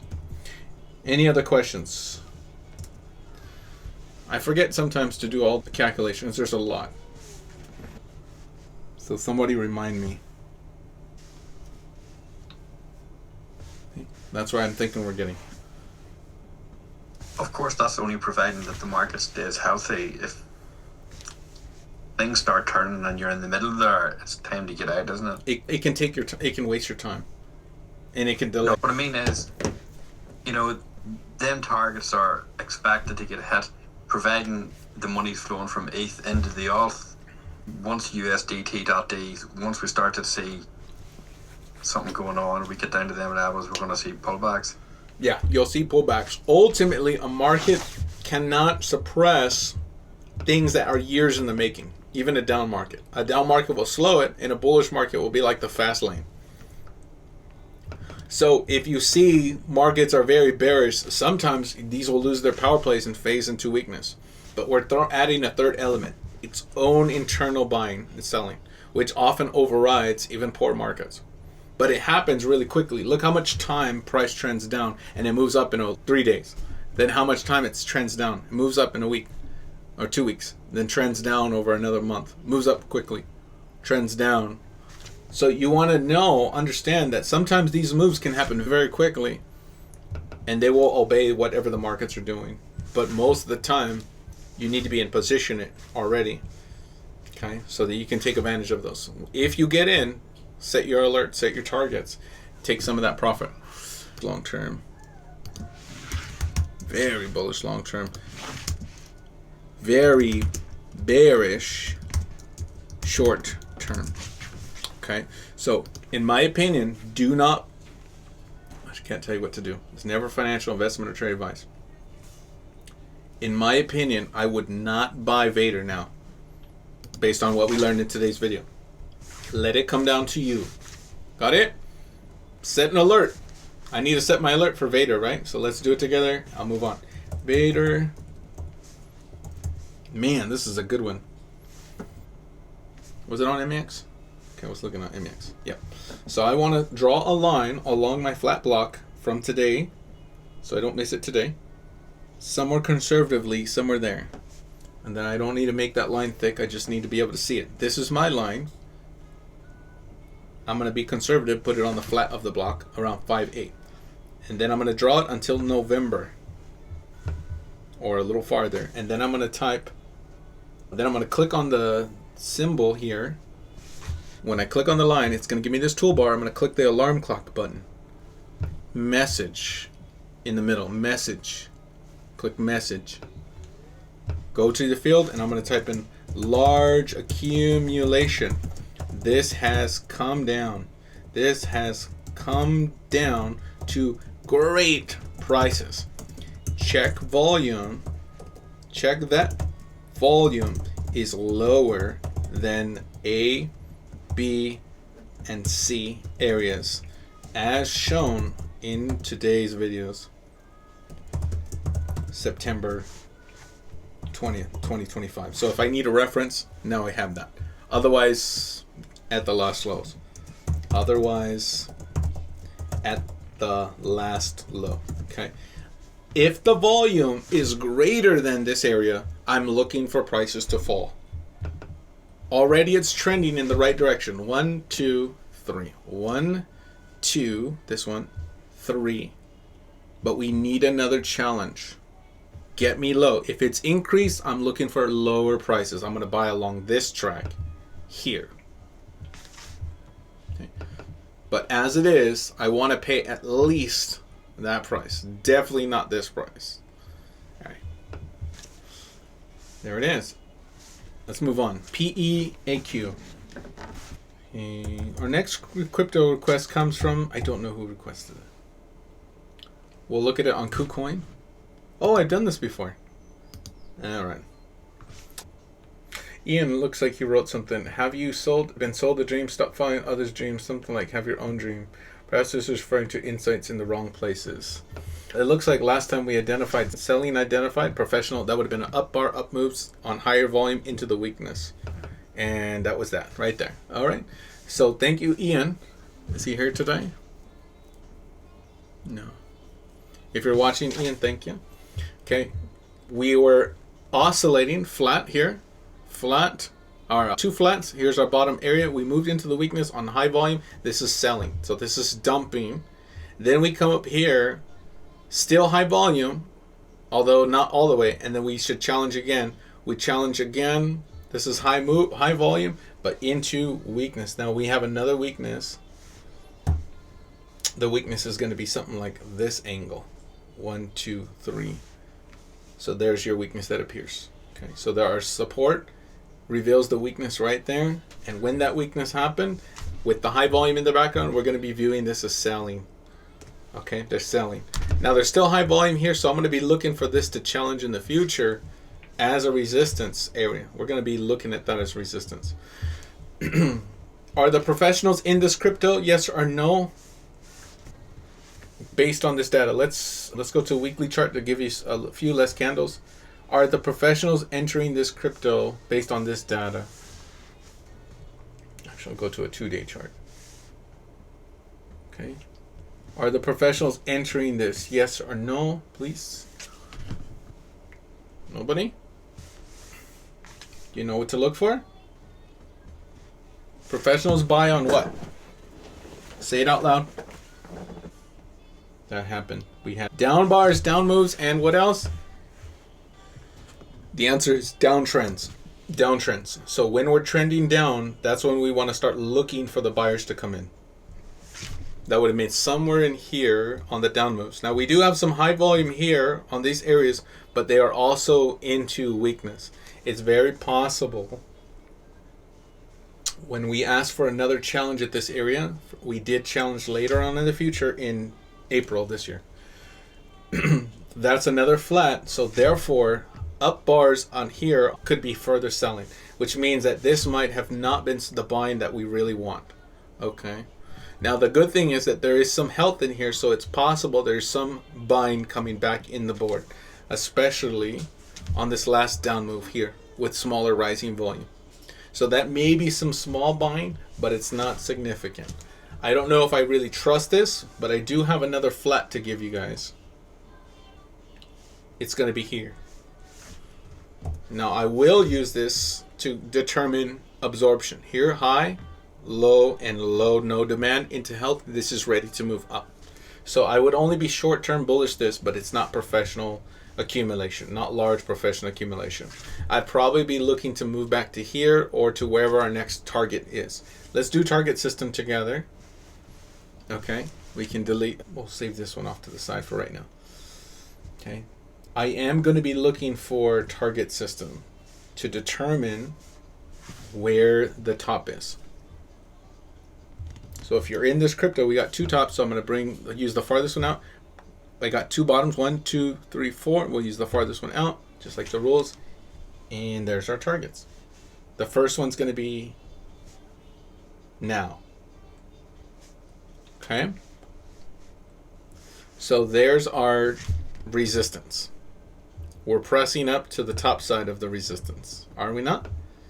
If we can get past here, we got that large flat to deal with up in blue, but above that, maybe we have something to go for.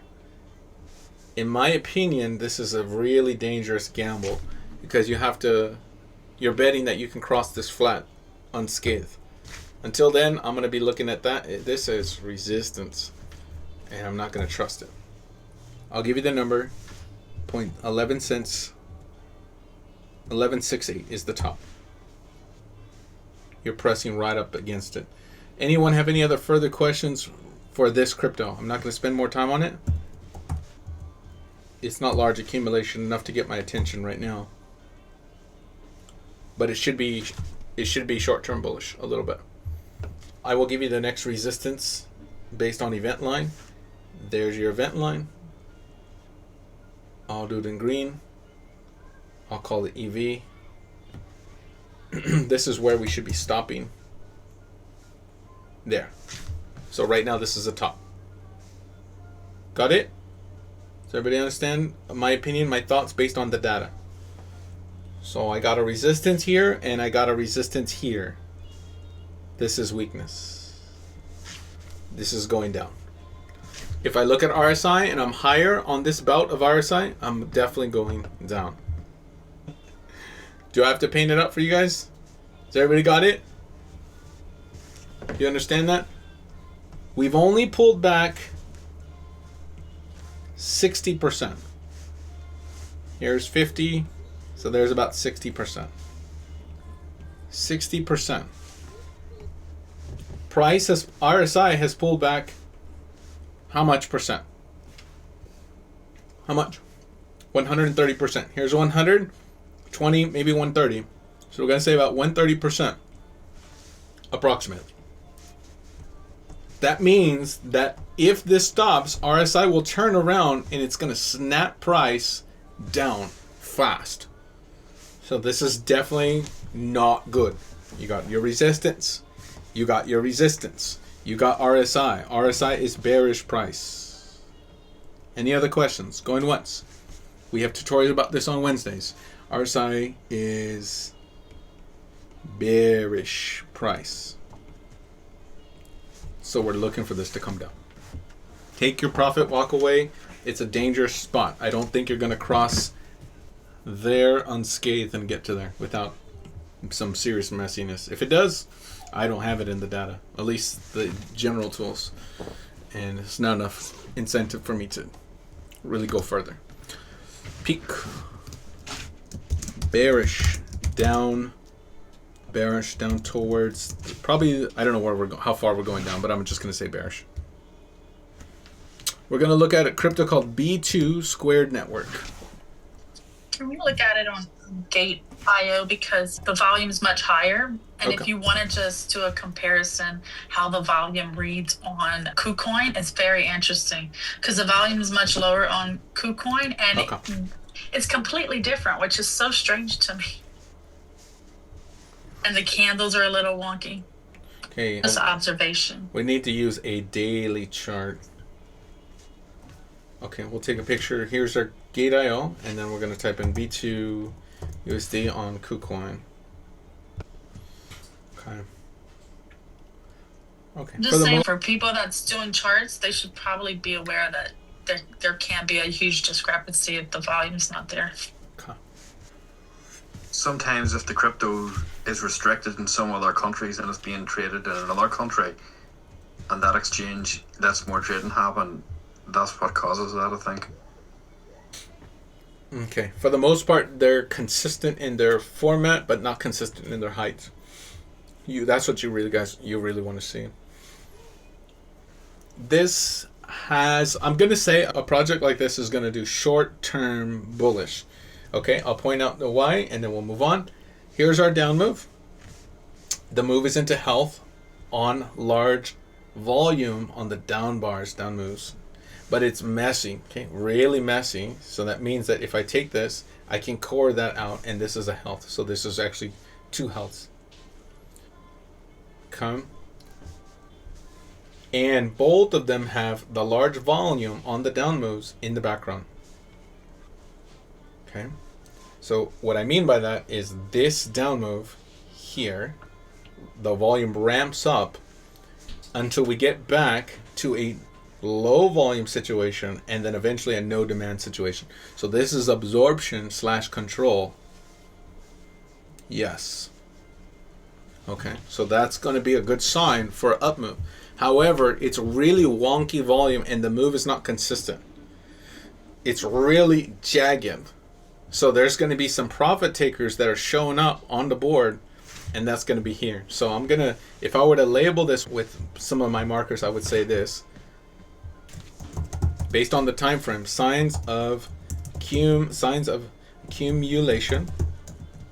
Small, I would say small to medium. I often don't tell you guys if it's small, medium, or large, but sometimes it's worth pointing out, in my opinion, when it's really jagged like this. So I see this, and then we're gonna write down, I'm gonna put absorption. Okay.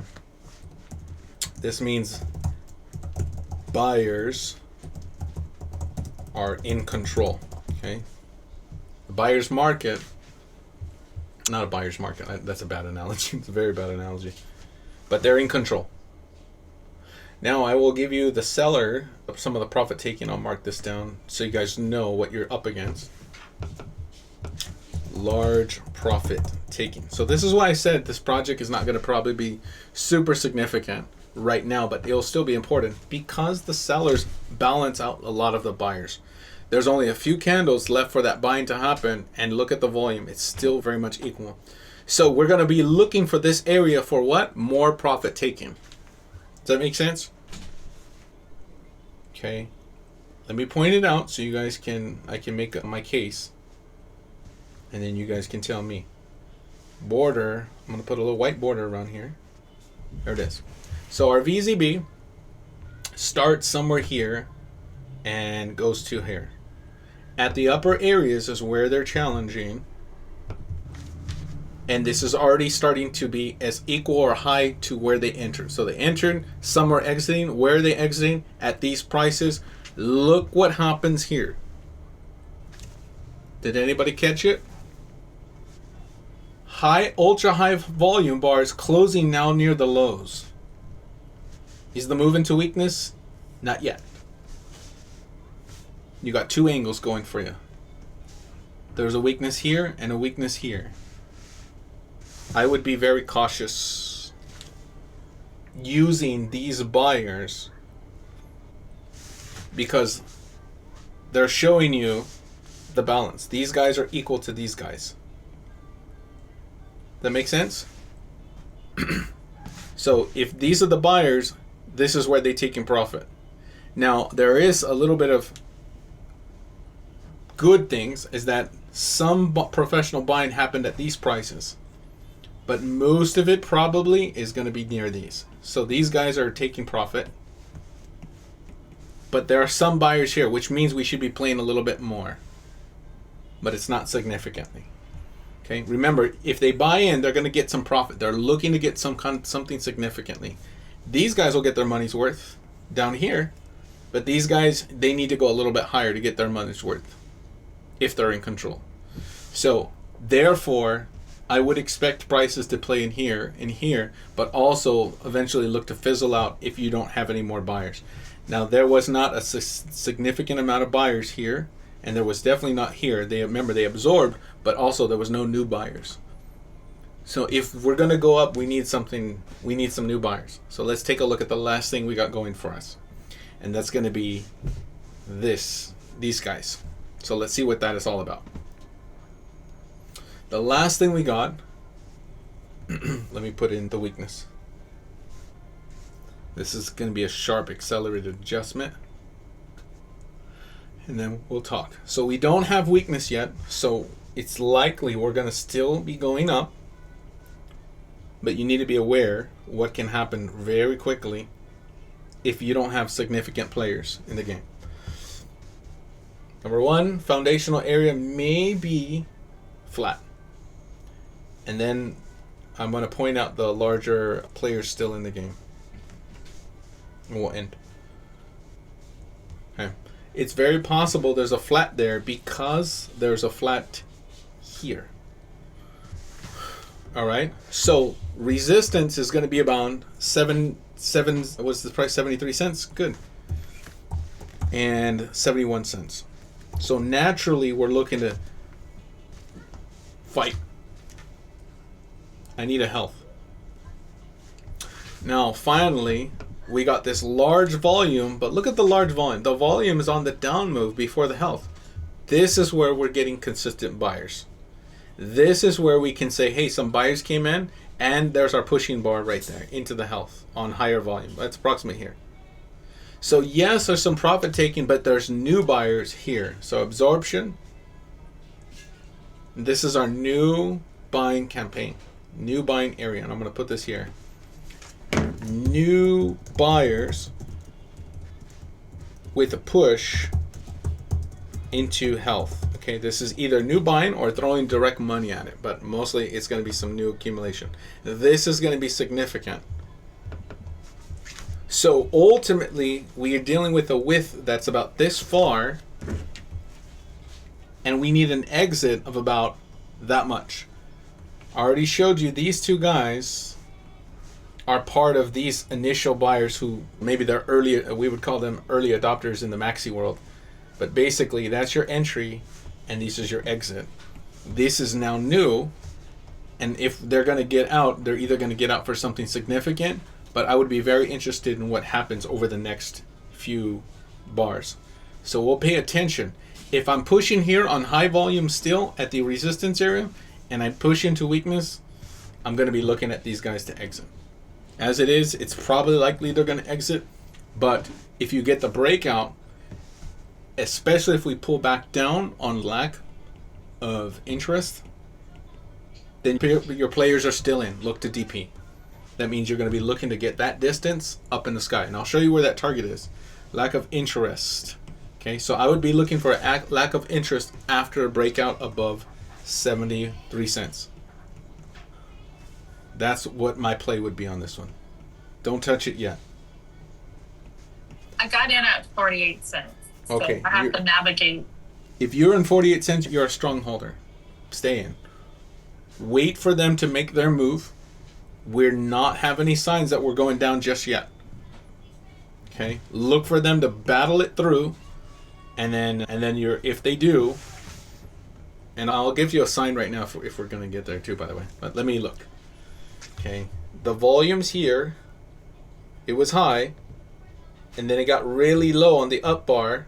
So if we challenge again, which we're already challenging, there's still an increased volume here. Increase from this area. So it's very likely we should be having the juice to stay up here. Everything tells me we should be fighting here. I'm not looking for this to dump quickly. And that gives me one more chance to have some increased volume at that move. Then you're going to break out in DP, Lisa. So I'll give you the number. The calculation is there. And the money you're probably going to make, if you're at 48%, 48 cents, you're looking to get around 200%. 219. Thank you so much. Yeah, you're welcome. So it's trending that you should be fighting here. And I'm going to write that down so you guys have all my advanced notes. Price should be sustaining here a bit longer. Therefore, look for increased volume with a breakout. If so, after that, look for a down move, and it could be not exactly right here, but it could be anywhere along that track. A down move on lack of interest. That means volume. Falling volume. If so, this should move up to the DP of, and I'll put the price on the left side, DP at 1.60 to 1.54. Any other questions going once? Okay, that's going to be how I would play the game. You should be here, come break above, higher volume, come down, lower, then take your entry. Otherwise, it's too rich for my blood to enter right now, but I'm glad there's some new buyers coming in. Wait. And it definitely wouldn't exit yet. B2. That's my advanced conclusion. So I'm going to say optimistic. This has reasons to be optimistic. Optimistically bullish. We're going to do Moonbirds. What's this? Where can I find this crypto? Mythics? Oh, let's see. Mythics. Is this a stock? I think it's a coin on Solana, and it's on Dex too. Moonbirds. Okay. Liquidity about 11,000. So it's a really small coin. The candles are wonky. I can't do a analysis on this here without being able to control the view of volume or something. I do apologize. I do apologize. It's too new of a project, at least for me to look, and it has very low cap of $11,000. 506. Yeah, I do apologize. No data available. Whoever requests this, I do apologize. No significant charting data available. See image. Let's go to TRX. That other one with a market cap of $11,000, not financial advice, but $100 would buy a lot of that percentage-wise if someone were completely prepared to lose $100 because it's such a low cap thing at that price. Which is basically how you have to approach a project like that, right? If you're getting in meme coins with low market caps, just be ready to lose. But you may win big. Yeah, I think there was people that bought SHIB, put $20 in SHIB way back, and $50, and they're millionaires. Tiger line's active, very active. Prices bouncing on the tiger line as well as with a round structure. This is very good for TRX. TRX, we were looking for a breakout above that area back in the day. When we were looking at this, we were looking for it to break out in 2024. It broke out in November of 2024 and then rounded down. What we want to see, if we see lack of interest on this down move, we want to see buying in the background. If we don't have buying in the background, that's when we initially want the buying to be. If you didn't have any of that and all you had was that entry, you're fantastic. Look for your parabolics on your down moves.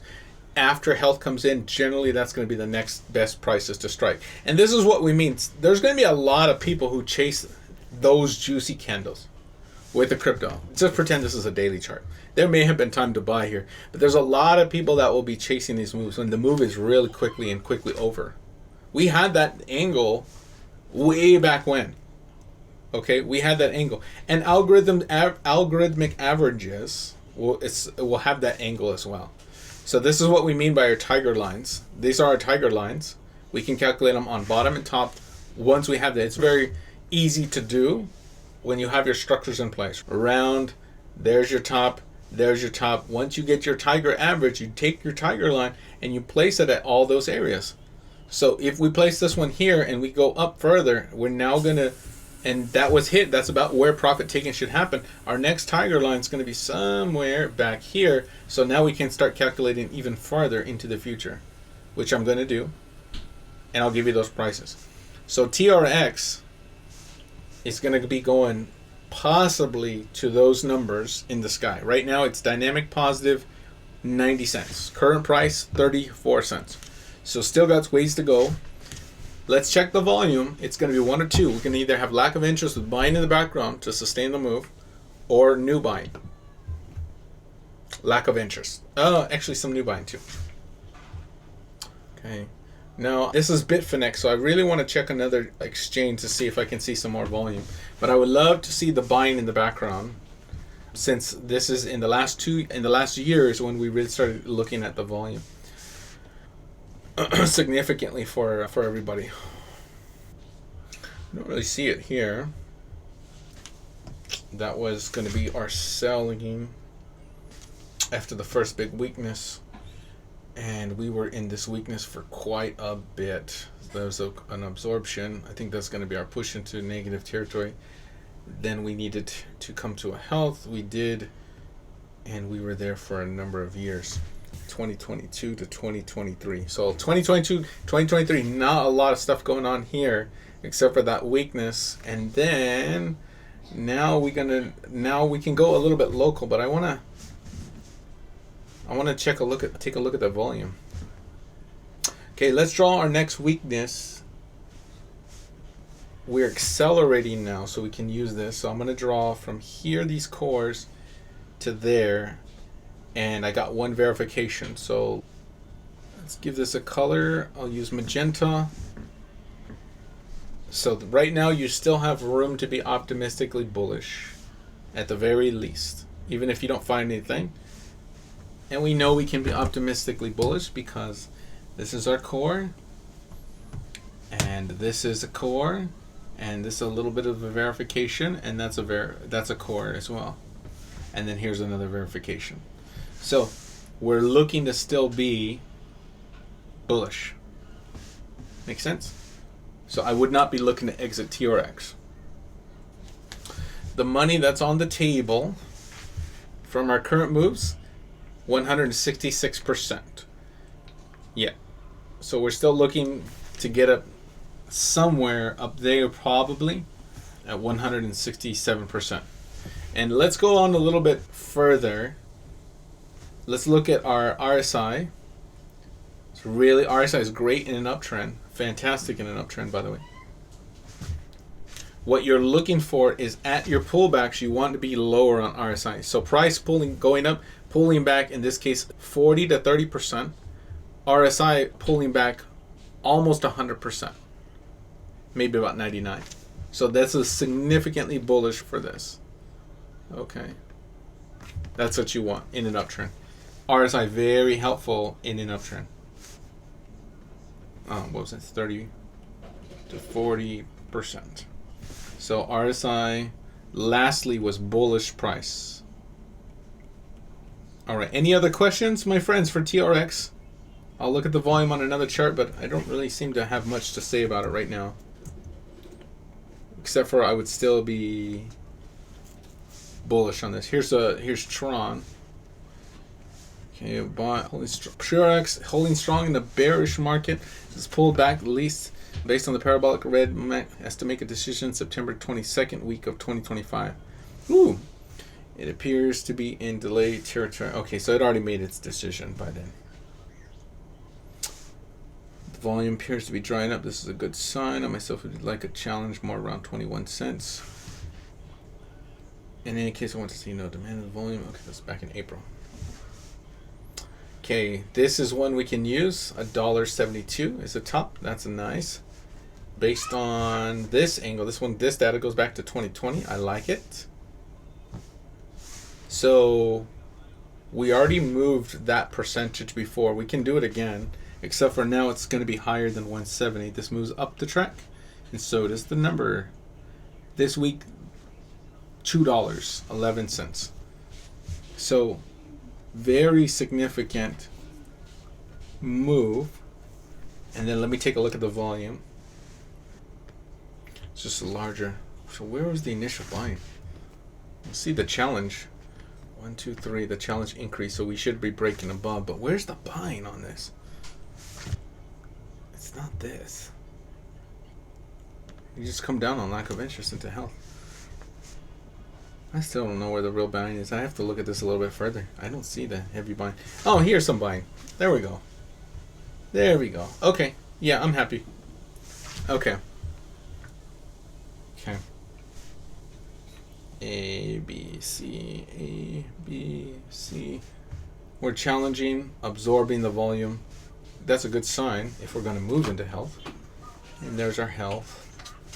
There's our DP, and we're sitting here, so I'm going to be happy. Very happy with this one. All right, so yes, I would be holding on to Tron. If you were trying to get the price for it, we had a few targets for you. This one was hit. This one was hit. And this one is hit. And we're both breaking above. So all of those targets that were hit in the sky, and now the leveled out parabolic DP is acting like the support. This is the stuff we're talking about. Can we see this all the time, guys? All the time. That's why I draw so many parabolics for you guys.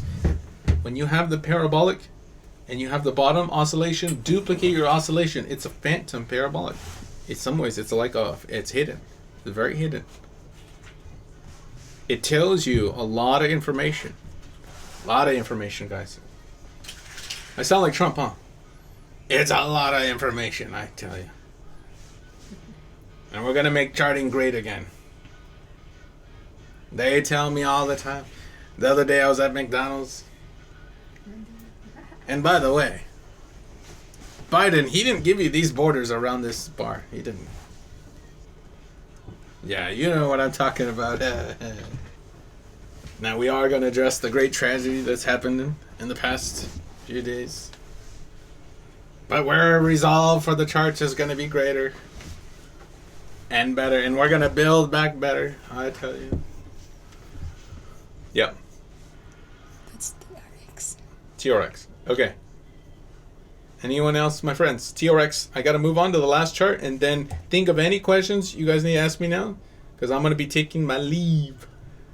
I'll be back tomorrow for WordRoom at 5 p.m. Eastern Standard Time.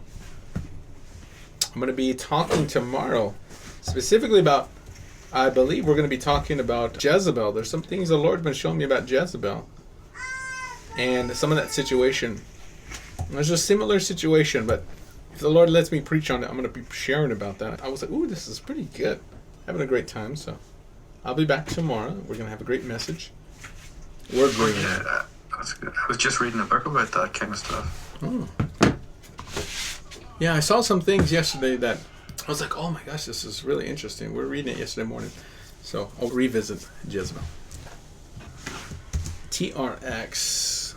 Bullish long term up to 0.61 cents. 61 cents next major phantom with $2.11 in the long future. Final crypto, ANKR, and I try to give you guys some quality material on here. I hope I bless you guys. I won't always be here in this capacity, so I make sure that you guys know what I'm looking at. All right, so ANKR was one that I was bearish on because it kept moving into some weaknesses. One of the things we need to see if we have absorption in the background is we want to see the move stay in the health. We also need to see buying in the background. Unfortunately, I don't see major buying in the background. We see major selling in the background. And we don't have so the absorption of volume in here is not, in this context, is not a strong case to make if we don't have buying in the background. And that's an important lesson. You guys must see reversal bar principles. And that's nice. And we talked about that on Wednesday. We talked about drawing those down bars and looking for the absorption of volume. If this is right here, it should be more there. If we see that, that's great. But without buying in the background, it doesn't last long. So based on your foundational areas, we should be looking for resistance around there anyway, right? So we're going to get swamped. If you see those up moves on high volume, that means there's selling still going on. They're still selling. The high volume on the up move along that track, they're still selling. So we see selling. We don't have signs that the big players are in. So therefore, where should this crypto go? Should go down until the big players are in. Okay, that's basically how that works. Now, if we're going to be looking to get in or looking on where we would strike a campaign, we got to find a suitable target. Now, we did targets in the past. We found some targets up there. But let's now do the move in its entirety. See if I can find a suitable entry. So I'm going to go to the bottom. I'm going to come to the top. I got two tops, so I'm going to go farthest out. And I got no bottom, no target here. It's just, that's it. That's all the only target we got. So if this is the case, it's very possible we may be walking away with some low prices, or at very least the phantom based on the key angle. So we have hit this multiple times. That's the angle we're going to be paying attention to. I want to pay 0.004. The money that's going to change on the table from here to there, 174%, 200%. If you have ANKR, look for ANKR to fall about 200%. Make sense, guys? Okay. We're going to fall 200%, most likely because there's no professional support. Now, and in addition to all of that, there's other targets that we can squeeze out. If I have a flat here and I have a flat here, what does this tell me? If I have a flat here and I have a flat here, what does this tell me I can do with those flats? DP it. DP it. So we simply take the distance of the oscillation. And this is conservative. I'm not wick matching, but I could. I'll just conservative. and I'll bring it about halfway. Oops. That means that I might be even looking closer to here. Now there may be stopping volume to slow things down here, but if there's still no buying significantly that comes up here, or we have another weakness that is revealed, we might be looking to get further down to 0.00167 to 0.0015. Now this is probably going to be a fantastic project, but maybe at those prices. Okay, now I got to give you something else for ANKR. Okay, if we're going up right now, we need to be going up along this parabolic. So it's unlikely at this juncture that we're going to get it. But if you get it, it's above 0.018. And then we have to still deal with all that junk up in the sky, right? So not only if I go up, but I'm going to have to deal with all of the resistances. So that means I need these two numbers to be significant. I need to get above 1.8, and then I need to get above the real problem that's been holding me down for years. Okay? It's like the Lord. We give our life to the Lord, but our lives are not always instantly changed unless we deal with some issues that God is trying to ask us to deal with. Right? We got to repent of some things. We got to be willing to submit our will to Him. And sometimes we have to go through some resistances or some trials, tribulations, but the Bible tells us it produces the character, the godliness, the endurance. Okay? If we fail those, and there may be, then what happens is sometimes God has to break us more. As Jesus said, on whom this rock crushes, it will be crushed, but he who falls on it will be broken. So if you fall on the rock, you go to Christ. He is the rock of our salvation. It is a type of repentance that you have to do.